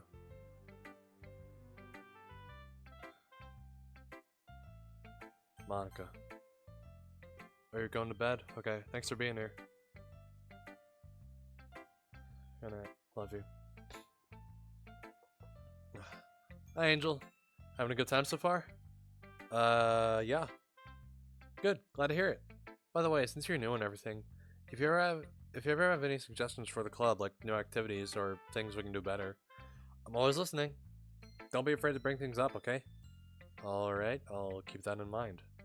Of course, I'll be afraid to bring things up. I'm much better off just going with the flow until I'm more settled in. Anyway, want to share your poem with me? It's kind of embarrassing, but I guess I'll have to. Don't worry, Angel. We're all a little embarrassed today, you know?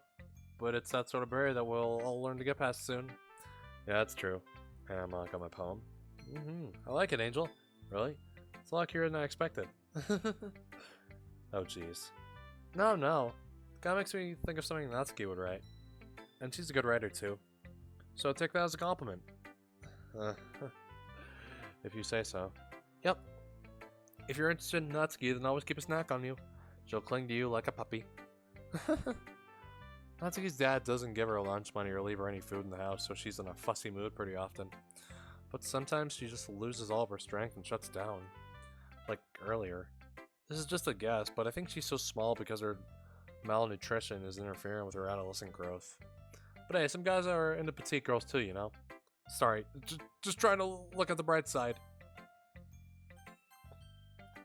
Anyway, do you want to read my poem now? Don't worry, I'm not very good. You sound pretty confident for someone who claims to be not very good. Well, that's because I have to sound confident. That doesn't mean I always feel that way, you know? I see. Well, let's read it then. Hall and wall. But he wasn't looking at me. Confused, I frantically glanced at my surroundings, but my burned eyes could no longer see color. Are there others in this room? Are they talking? Or are they simply poems on flat sheets of paper? The sound of frantic scrawling plays tricks on my ears. The room begins to crinkle, closing in on me. The air I breathe dissipates before it reaches my lungs. I panic. There must be a way out. It's right there. He's right there. Swallowing my fears, I brandish my pen. So, what do you think? It's very freeform, if that's what you call it. Sorry, I'm not really the right person to ask for feedback. It's okay. Yeah, I kinda saw it's gotten pretty popular nowadays. That is, a lot of poems have been putting emphasis on the time between words and lines. When performed out loud, it can be really powerful. What was the inspiration behind this one? Well, I'm not sure if I know how to put it. I guess you could say that I had some kind of epiphany recently. It's been influencing my poems a bit. An epiphany? Yeah, something like that. I'm kinda nervous to talk about deep stuff like that because it's kinda coming on strongly. Maybe after everyone is better friends with each other. Anyway, here's Monica's writing tip of the day. Sometimes when you're writing a poem or story, your brain gets too fixated on a specific point. If you try so hard to make it perfect, then you'll never make any progress. Just force yourself to get something done on the paper and tidy it up later. Another way to think about it is this. If you keep your pen in the same spot for too long, you'll just get a big dark puddle of ink. So just move your hand and go with the flow. That's my advice for today. Thanks for listening. I guess it's everyone. I glance around the room. That was a little more stressful than I anticipated. It's as if everyone is judging me for my mediocre writing abilities. Even if they're just being nice, there's no way my poems can stand up to theirs. Oh man. This is a literature club after all. I sigh. I guess it's what I ended up getting myself into. Across the room, Monica is writing something in her notebook. My eyes land on Yuri and Natsuki. They gingerly exchange sheets of paper, sharing their respective poems. As they read in tandem, I watch each of their expressions change. Natsuki's eyebrows furrow in frustration. Meanwhile, Yuri smiles sadly. What's with this language? Huh? Did you say something? Oh, it's nothing. Natsuki dismissively returns the poem to the desk with one hand. I guess you could say it's fancy. Thanks. Yours is cute. Cute? Did you completely miss the symbolism or something? It's clearly about the feeling of giving up. How can that be cute? I know that. I just meant the language, I guess. I was trying to say something nice. Huh? You mean you have to try that hard to come up with something nice to say? Thanks, but it really didn't come out nice at all. Well, I do have a couple suggestions. Huh. If I was looking for suggestions, I would have asked someone who actually liked it. Which people did, by the way. Monica liked it, and Angel did too. So based on that, I'll gladly give you some suggestions of my own. First of all... excuse me. I appreciate the offer, but I spent a long time establishing my writing style. I don't expect it to change anytime soon, unless of course I come across something particularly inspiring. Which I haven't yet. Ugh. And Angel liked my poem too, you know. He even told me he was impressed by it. Natsuki suddenly stands up. Oh? I didn't realize you were so invested in trying to impress our new member, Yuri. That's not what you're just... Yuri stands up as well. Maybe you're just jealous that Angel appreciates my advice more than you appreciate yours. Huh? And how do you know you didn't appreciate my advice more? Are you that full of yourself? No. If I was full of myself, I would deliberately go out of my way to make everything I do overly cutesy. Well, you know what? I wasn't the one whose boobs magically grew a size bigger as soon as Angel started showing up. Natsuki! Natsuki, that's a little... This doesn't involve you! Taking out your own insecurities on others like that. You really act as young as you look, Natsuki. Me! Look who's talking! You wanna be edgy, bitch? Edgy? Sorry that my lifestyle is too much for someone of your mental age to comprehend. See? Looking faster. Just saying that proves my point. Most people learn to get over themselves after they graduate middle school, you know? If you want to prove anything, stop harassing others with your sickening attitude. You think you can counterbalance your toxic personality just by dressing and acting cute? The only cute thing about you is how hard you try. Oh, be careful, you might kill yourself on that edge, Yuri. Oh, my bad. You already do, don't you? Did you just accuse me of cutting myself? What the fuck is wrong with your head? Yeah, go on. Let Angel hear everything you really think. I'm sure he'll be head over heels for you after this. Suddenly Yuri turns towards me, as if she just noticed I was standing here. Angel, she's just trying to make me look bad. Oh, God, what? That's not true. She started it. How did I get drunk? Okay, Yuri. Yuri, Natsuki? Natsuki, no!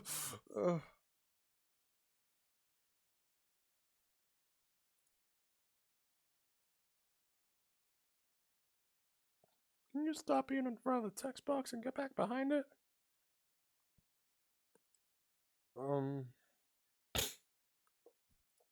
Hey, Angel? Why don't we step outside for a little bit? Okay? Alright. Sorry about that. They really shouldn't have tried to get you involved. It's probably better for us to stay out of this. We'll go back inside once we're done yelling.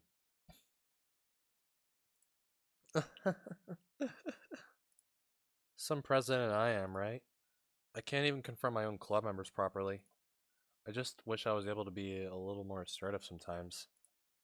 But I never have it in me to put my foot down against others. You understand, right? Anyway, if this makes you want to spend less time with the others, then that's fine. I'd be happy to spend time with you instead. Suddenly, Natsuki runs out of the classroom. She quickly runs away. Oh dear. Well, it looks like they're done. I didn't mean it. I didn't mean it. I didn't mean it. Yuri is rocking back and forth in her desk with her palms on her forehead. Yuri? I didn't mean it. I believe you.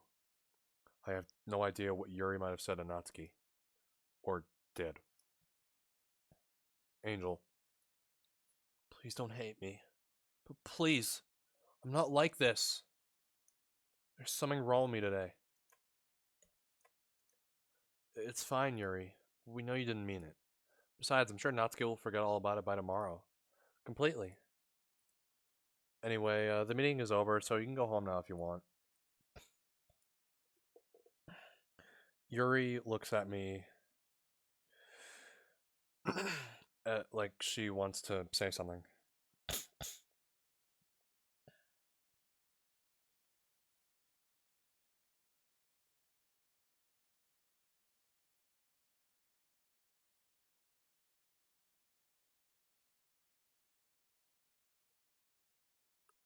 Yuri looks at me like she wants to say something, but she keeps glancing at Monica.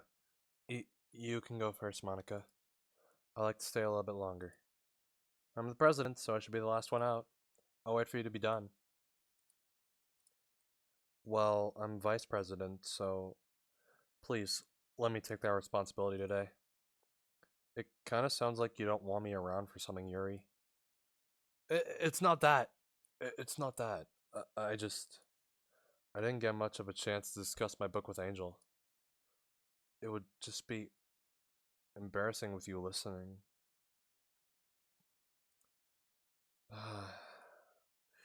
I guess I don't really have a choice, do I? I'm sorry for causing trouble, but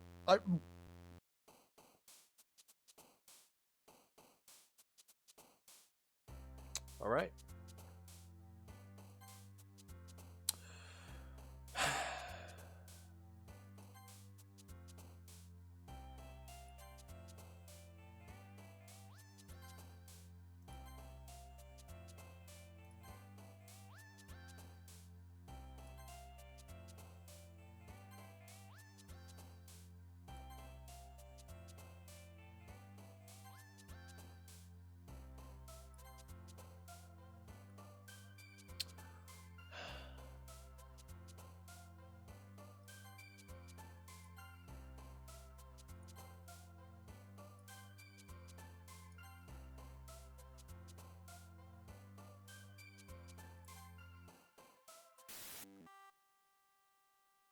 Oh, fuck, I broke it. Damn it.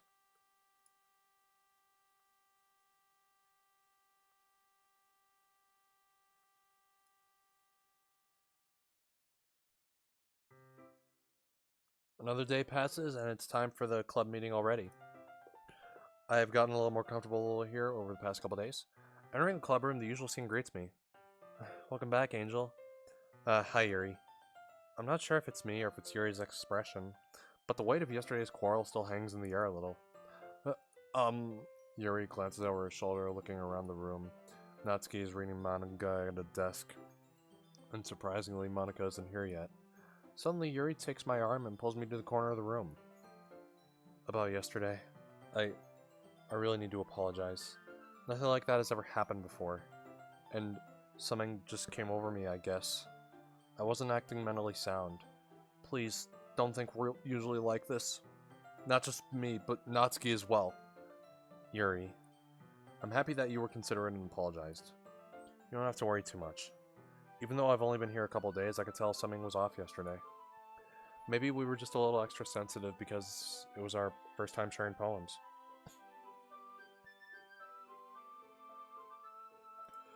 But whatever it was, it didn't make me think any less of you. I'd already decided that there's no way you can be a bad person. And now that you're apologizing, I know you didn't really mean it.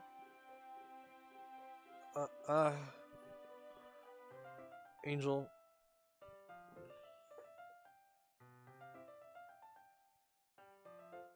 I don't want to lose. Okay, alright.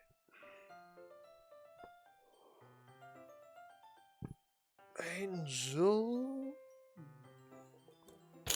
Don't say those kinds of things so frankly. They make me a little too happy. I'm really glad that you're such an understanding person. And I'm really glad that you joined this club. Everything is a little bit brighter with you around and... sorry, what am I saying right now? Hey, have you guys seen Monica? No, I haven't. I was also kind of wondering where she was.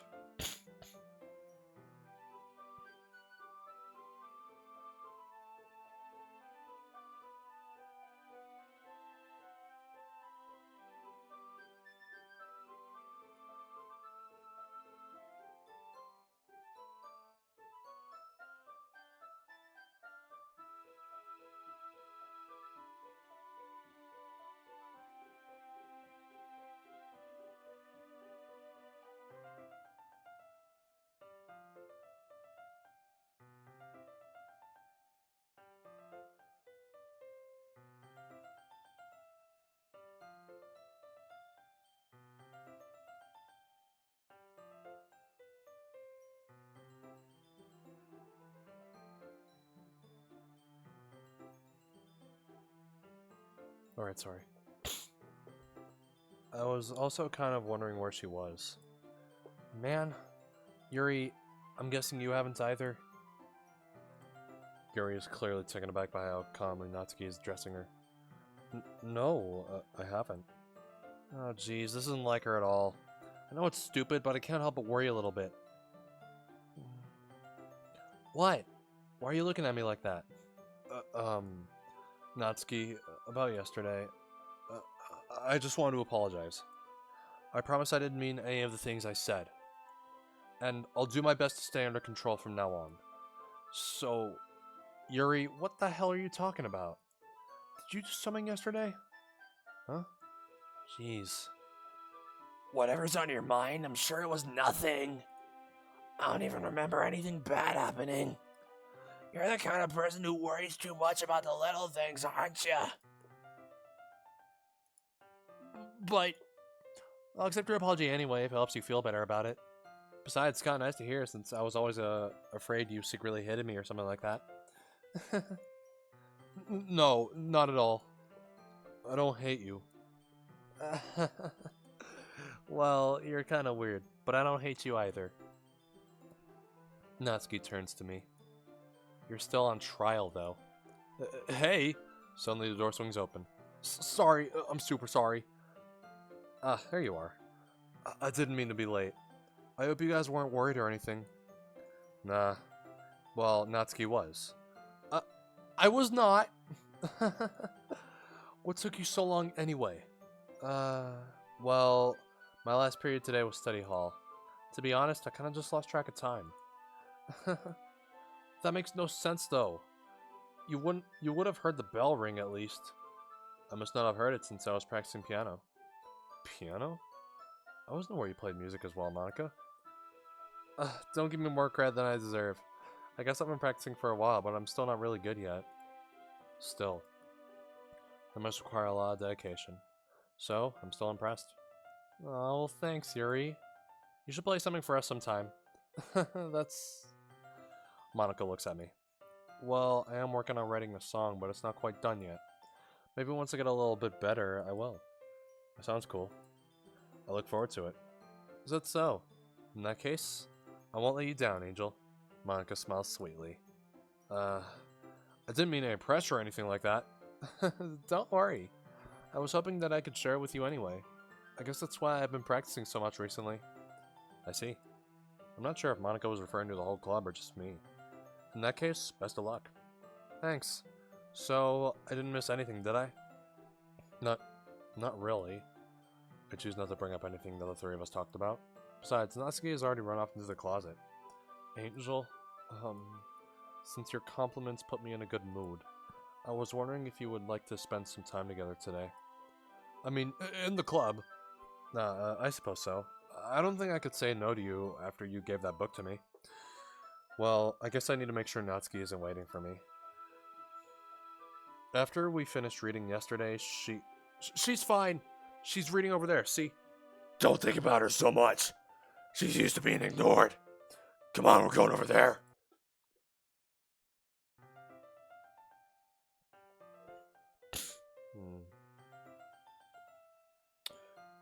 What's the story about anyway? Well, oh my god, it's still back there. I look at the cover of the book. The book is titled Portrait of Markov. There's an ominous looking eye symbol on the front cover. Basically, it's about this religious camp that was turned into a human experiment prison. And the people trapped there have this trait that turns them into killing machines that lust for blood. But the facility gets even worse and they start selectively breeding people by cutting off their limbs and affixing them to... that might be a little bit of a spoiler. I'm gonna hydrate.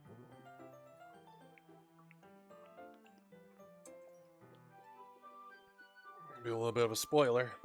But anyway, I'm really into it.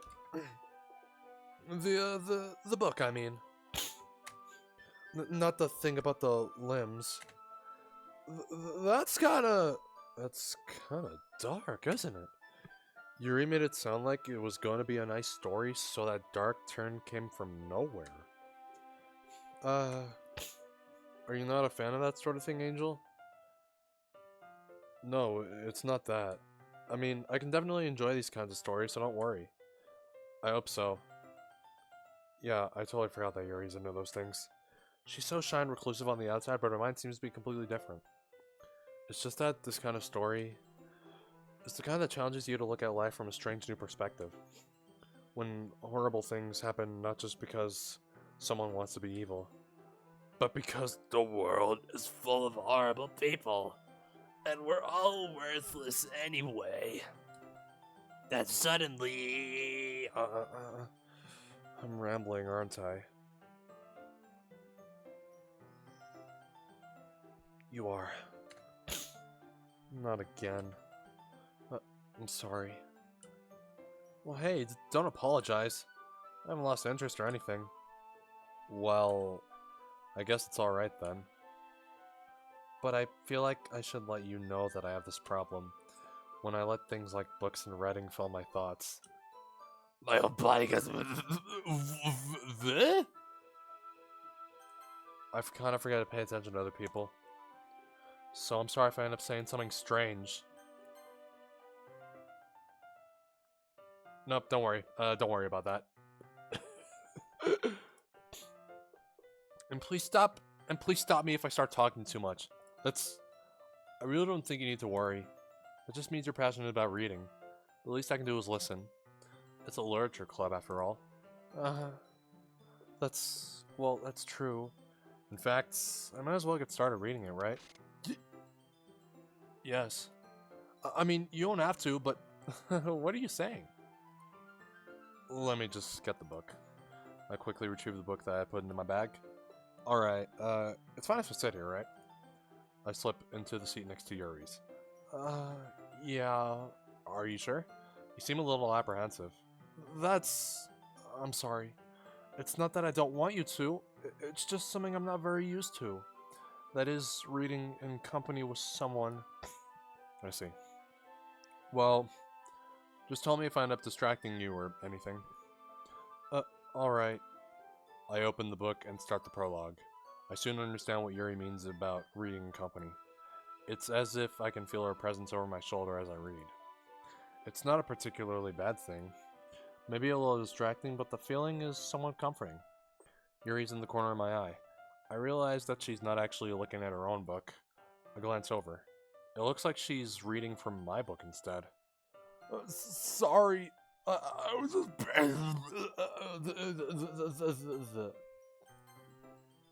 Yuri, you really apologize a lot, don't you? I do? I don't really mean to. Sorry. I mean... Here, this should work, right? I slide my desk up until it's up against Yuri's and hold my book one more between the two of them. I suppose so. Yuri timidly closes her own copy. Once we each lean in a little bit, our shoulders are almost touching. It feels like my left arm is in the way, so instead I use my right hand to hold the book open. I guess that makes it kind of difficult to turn the page. Here. Yuri takes her left arm and holds the left side of the book between her thumb and forefinger. I do the same with my right arm on the right side of the book. That way, I turn a page and Yuri slides it under her thumb after it flips to her side. But in holding it like this, we're huddled even closer than before. It's actually kind of distracting me. It's as if I can feel the warmth of Yuri's face, and she's in the corner of my vision. Are you ready? Huh? To turn the page. Sorry. I think I got a bit distracted for a second. I glance over at Yuri's face again, and our eyes meet. I don't know how I'll be able to keep up with her. That's okay. You're not as used to reading, right? I don't mind being patient if it takes you a bit longer. It's probably the least I can do. Since you've been so patient with me. Yeah. Thanks. We continue reading. Yuri no longer asks me if I'm ready to turn the page. Instead, I just assume that she finishes the page before me, so I turn it by my own volition. We continue the first chapter in silence. Even so, turning each page almost feels like an intimate exchange. My thumb gently letting go of the page, letting it flutter over to her side as she catches it under her own thumb. Hey, Yuri. This might be a silly thought, but the main character kind of reminds me of you a little bit. Huh? No, I don't relate to this character at all. Definitely not. Really? I was just thinking the way she second guesses things she says and all that. That's what you were talking about. Sorry. I thought you meant something else about her. Something else? Never mind. We didn't even get that far yet. So, I don't know why that came into my head. Yuri, are you feeling alright? Yuri's been a little fidgety ever since we started reading. You can rest if you're feeling sick or something. Your breathing is a little... My breathing? Yuri puts her hands on her chest as if to feel her heartbeat. I didn't even notice. Anyway, I'm fine. I just need some water. Alright, don't push yourself. Yuri stands up and practically rushes out of the classroom. What on earth was that about? Angel? Did something happen just now? Huh? I have no idea. Yuri was acting a little strange, I guess. So you don't know anything. Sorry, I can't say I do. Are you worried about her? Oh, no, not really. I was just making sure that you didn't do anything to her. No, nothing! Don't worry. I believe you, silly. This keeps changing. Yuri just does this sometimes, so it's nothing alarming. Panda, Wolfie, whichever one, whatever. Hi. Yuri just does this sometimes, so it's nothing alarming. Alright, if you say so. Anyway, why don't we start sharing our poems with each other? Huh? Should we wait for Yuri? Well, she might be a while, so I just figured we'd get started without her. Is that okay? Yeah, I was just asking. I stand up. I make a mental note of where I left off in the book, and then slip it back into my bag. I'm doing fine today, thanks for asking. Who should I show my poem to first? Rhoda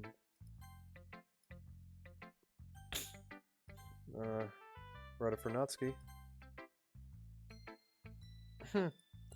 Well, it's not terrible, but it's pretty disappointing after your last one. Then again, if... Hold on.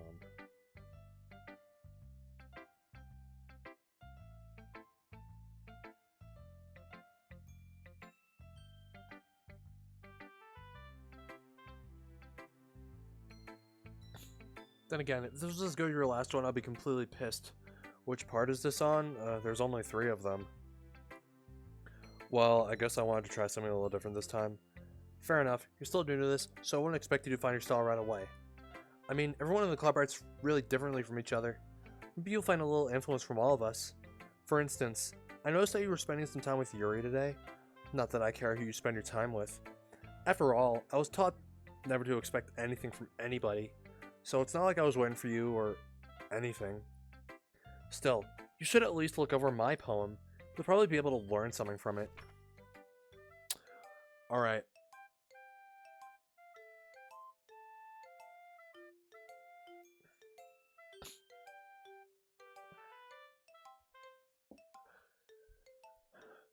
T3BLBIBZB3V. I'm not even gonna. SSBJY. No. I am not. Oh, I know. I'm not even gonna try.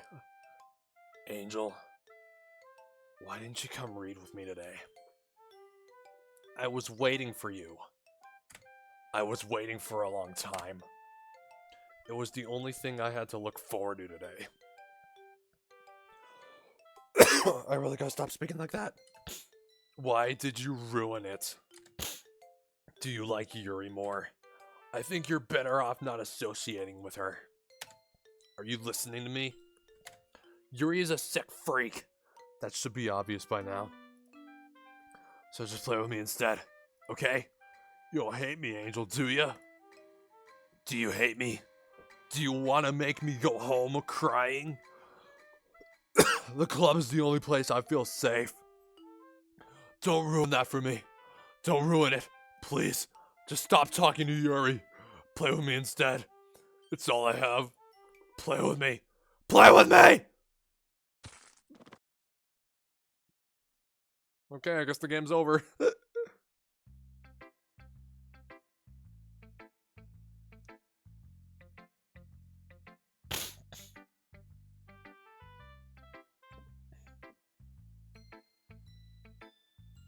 Open your third eye.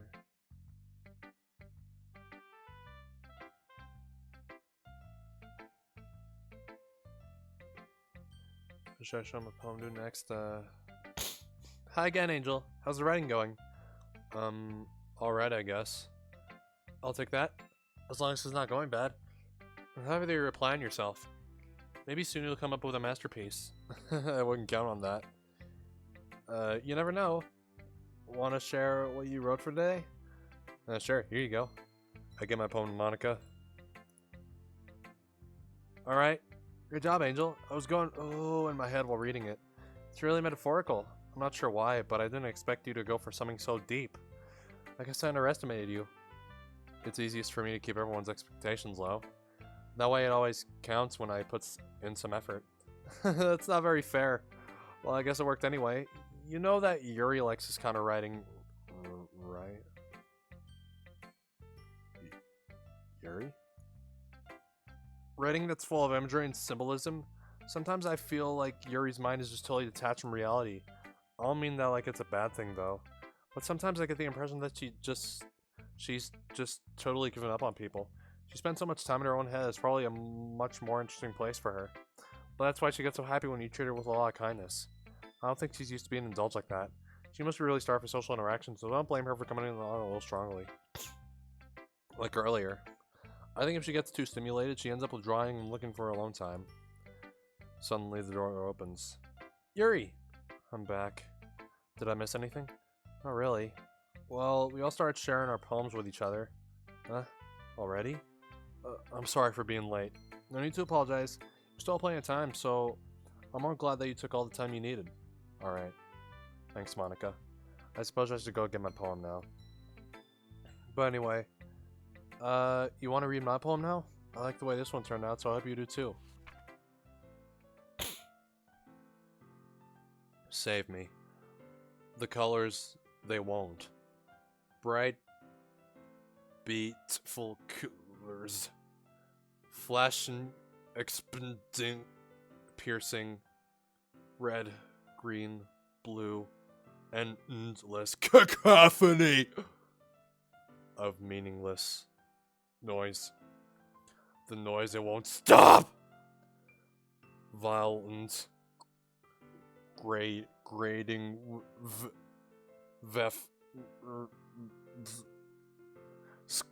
skacking, screeching, piercing. Sine! Cosine! Tangent! Like playing a board on a turntable. Like playing a Knife! on a Breathing ribcage! endless. Not gonna lie, this. Delete her.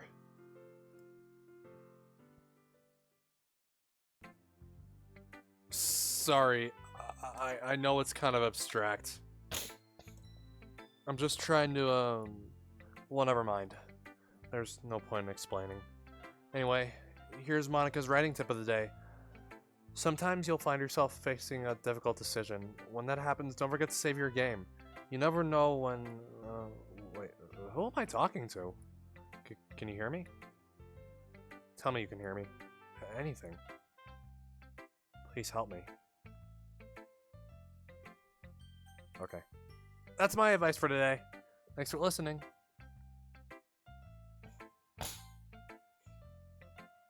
I've been waiting for this. Let's see what you've written for today. Yuri smiles and takes a deep breath.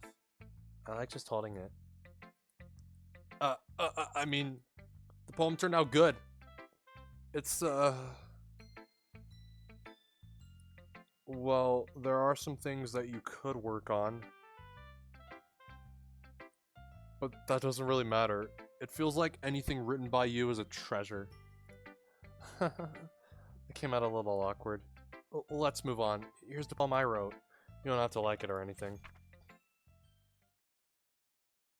Wheel.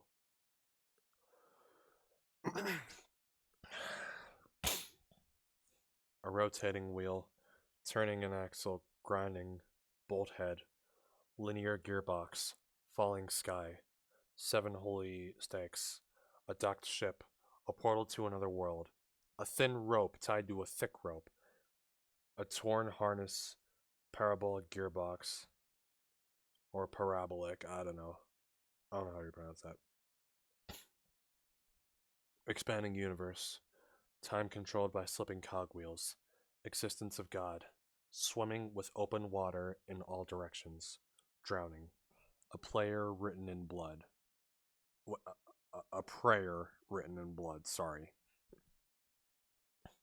A prayer written in time, devouring snakes with human eyes, a thread connecting all living human eyes, a kaleidoscope of holy stakes, exponential gearbox, a sky of exploding stars, God disproving the existence of God, a wheel rotating in 6 dimensions, 40 gears and a ticking clock, a clock that ticks 1 second for every rotation of the planets, a clock that ticks 40 times every time it ticks every second time, a bolt head of holy stakes tied to the existence of a docked ship to another world, a kaleidoscope of blood written in clocks, a time devouring prayer connecting a sky of 40 gears and open human eyes in all directions.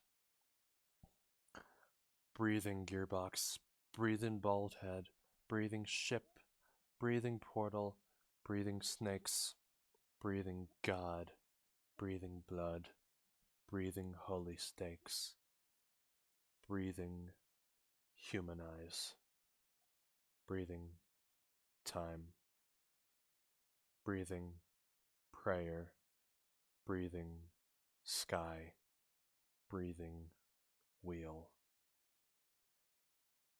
I can't breathe. It doesn't really matter what it's about. My mind has been a little hyperactive lately, so I had to take it out on your pen.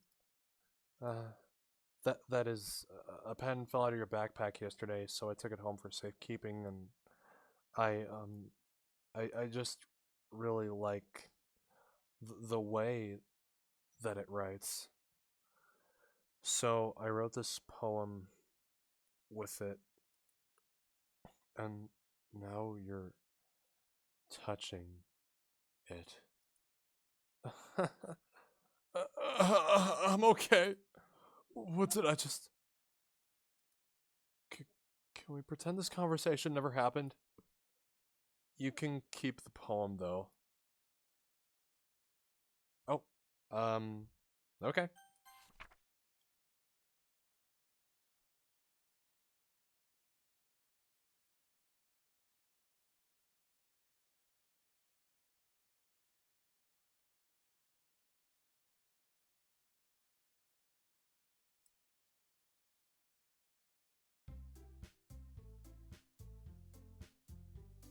Okay, everyone. We're all done reading each other's poems, right? We have something we need to go over today, so if everyone could come sit at the front of the room. Is this about the festival? Well, sort of. Do we have to do something for the festival? It's not like we can put together anything good in just a few days. We'll just end up embarrassing ourselves instead of getting any new members. That's a concern of mine as well. I don't really do well with last-minute preparations. Don't worry so much. We're gonna keep it simple, okay? Look, I know everyone's been a little more lively ever since Angel joined and we started with some club activities. But this isn't the time for us to become complacent. I hope I said that right. We still only have 4 members. And the festival is our only real chance to find more, you know? What's so great about getting new members anyway? We already have enough to be considered an official club. More members will just mean everything gets noisier and more difficult to manage. Natsuki, I don't think you're looking at it the right way at all. Don't you want to share your passion with as many people as you can? To inspire them to find the same feelings that brought you here in the first place? The Literature Club should be a place where people can express themselves like they can't do anywhere else. It should be a place so intimate that you never want to leave. I know you feel that way too. I know we all do. So that's why we should work hard and put something together for the festival, even if it's something small. Right, Angel? Oh, come on! You can't take advantage of Angel to agree with you just because he doesn't know how to say no to anything. Look, Monica, do you really think any of us here joined the club with other people in mind? Yuri never even talked until Angel joined. As for me, I just like it better here than I do at home. And Angel isn't even passionate about literature in the first place. And that's everyone. Sorry, but you're really the only one who's so interested in finding new members. The rest of us are fine like this. I know you're president and all, but you should really consider our opinions for once.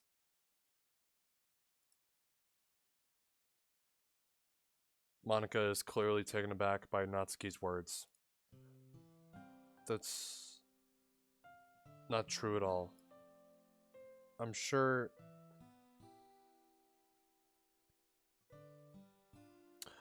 Yuri and Angel want to get more members too, right?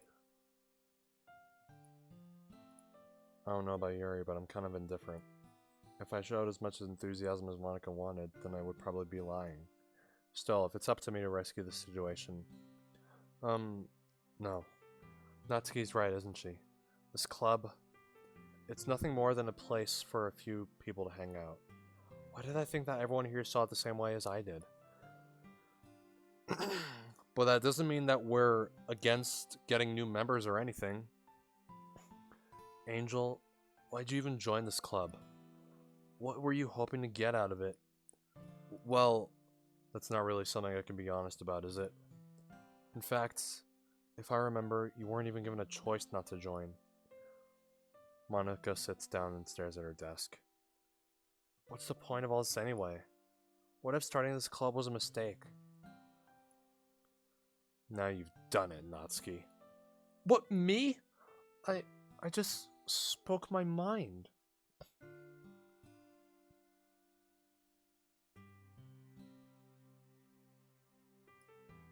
Is it a crime to be honest? It's not about being honest. It's about word choice. Besides, you have no right to speak for everyone else in the club like that. You don't understand at all. I just want a place that feels nice to hang out with a few friends. Is there a problem with the club being that for me? There aren't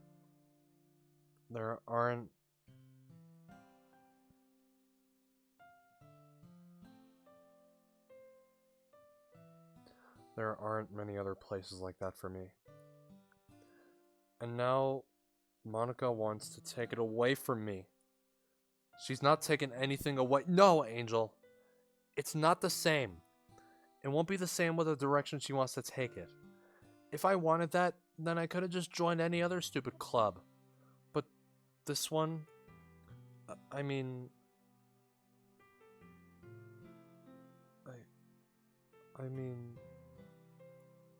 At least for a little bit of time.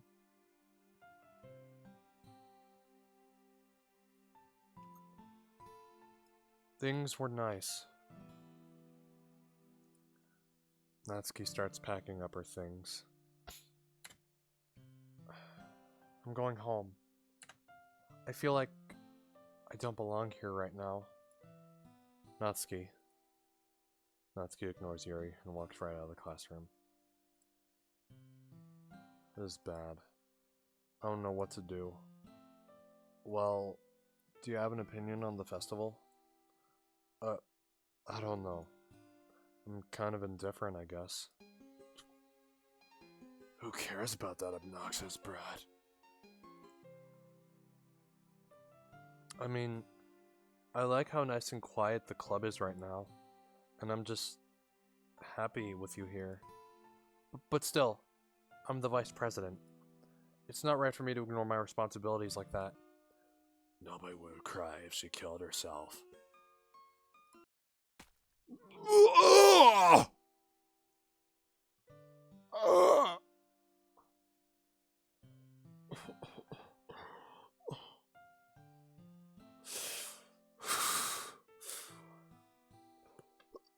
Excuse me.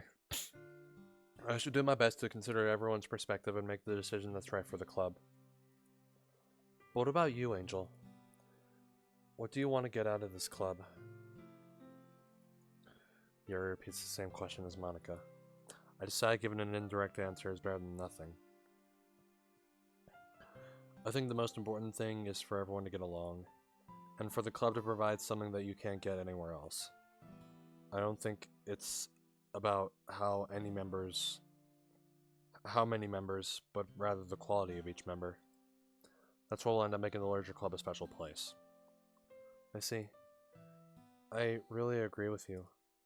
Each member contributes their own qualities in a special way. With each change in members, the identity of the club as a whole will change too. I don't think that's necessarily a bad thing, stepping out of your comfort zone once in a while. So if you would like to help Monica with the festival, then I'm on your side as well. Alright. Well, maybe we can all talk to Natsuki tomorrow. Yuri nods. Hey, Yuri. Huh? I know things were a little awkward yesterday, but I feel like you deserve to know that I still think you're a wonderful vice president. And also, a wonderful friend. Monica, I want to do everything I can to make this the best club ever. Okay? Me too. Yeah. Let's all go home for today. We'll talk about the festival tomorrow. Okay. I look forward to it. Shall we go, Angel? Please don't take this the wrong way, but I'm gonna chat a little bit with Angel before we leave. Just to see what he thinks of his time here and all that. It's important to me as president. Yuri looks a little troubled, but she doesn't protest. Okay. I trust your judgment, Monica. In that case, I'll see the two of you tomorrow. See you tomorrow. Monica waves as Yuri exits the classroom. Things have been a bit hectic lately, haven't they? Angel, I just want to make sure you're enjoying your time at this club. I would really hate to see you unhappy. I feel kind of like I'm responsible for that as president. And I really do care about you, you know. I don't like seeing the other girls give you a hard time. With how mean Natsuki is and everything. And Yuri being a little bit, you know. Sometimes it feels like you and I are the only real people here. You know what I mean? But it's weird, because in all the time you've been here, we've hardly gotten to spend any time together. I mean, I guess it's technically only been a couple days. Sorry, I didn't mean to say something weird. There are just some things I've been hoping to talk about with you. Things I know only you could understand. So that's why... Wait, not yet! No, stop it!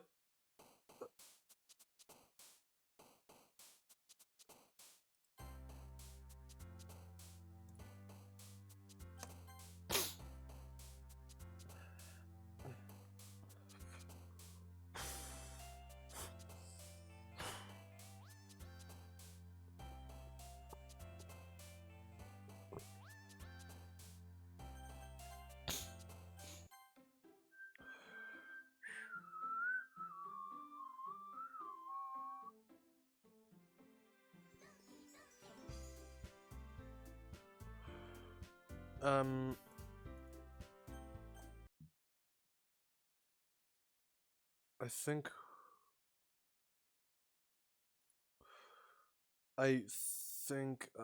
I think...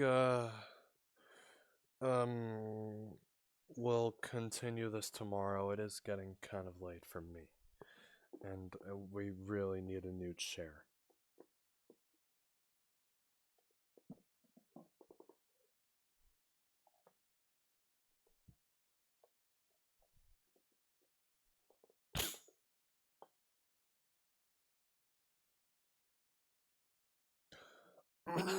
I think we're gonna rate Atoshi. Because he started streaming recently. He started streaming just now. About 10 minutes ago.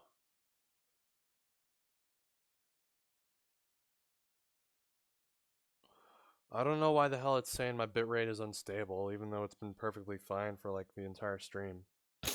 for the most part. Except for that one part when the stream went down. So yeah, we're gonna raid out Doshi, currently playing Monster Hunter Wilds at the moment. He started streaming about 10 minutes ago. So yeah, if you want to show him some support and give him a follow, and how about we all share the love? How about that? I'll be back tomorrow, and I will be streaming for much longer than usual. Things go right. Considering the pace we're going at, I am thinking we could probably finish this game tomorrow. I don't think I'm going to attempt any of the other endings. Maybe I'll attempt one of them, but I don't know. We'll see. We'll finish the game tomorrow. Well, thanks for hanging out, and a big chase to you for watching. Well, good night. That power is yet unknown.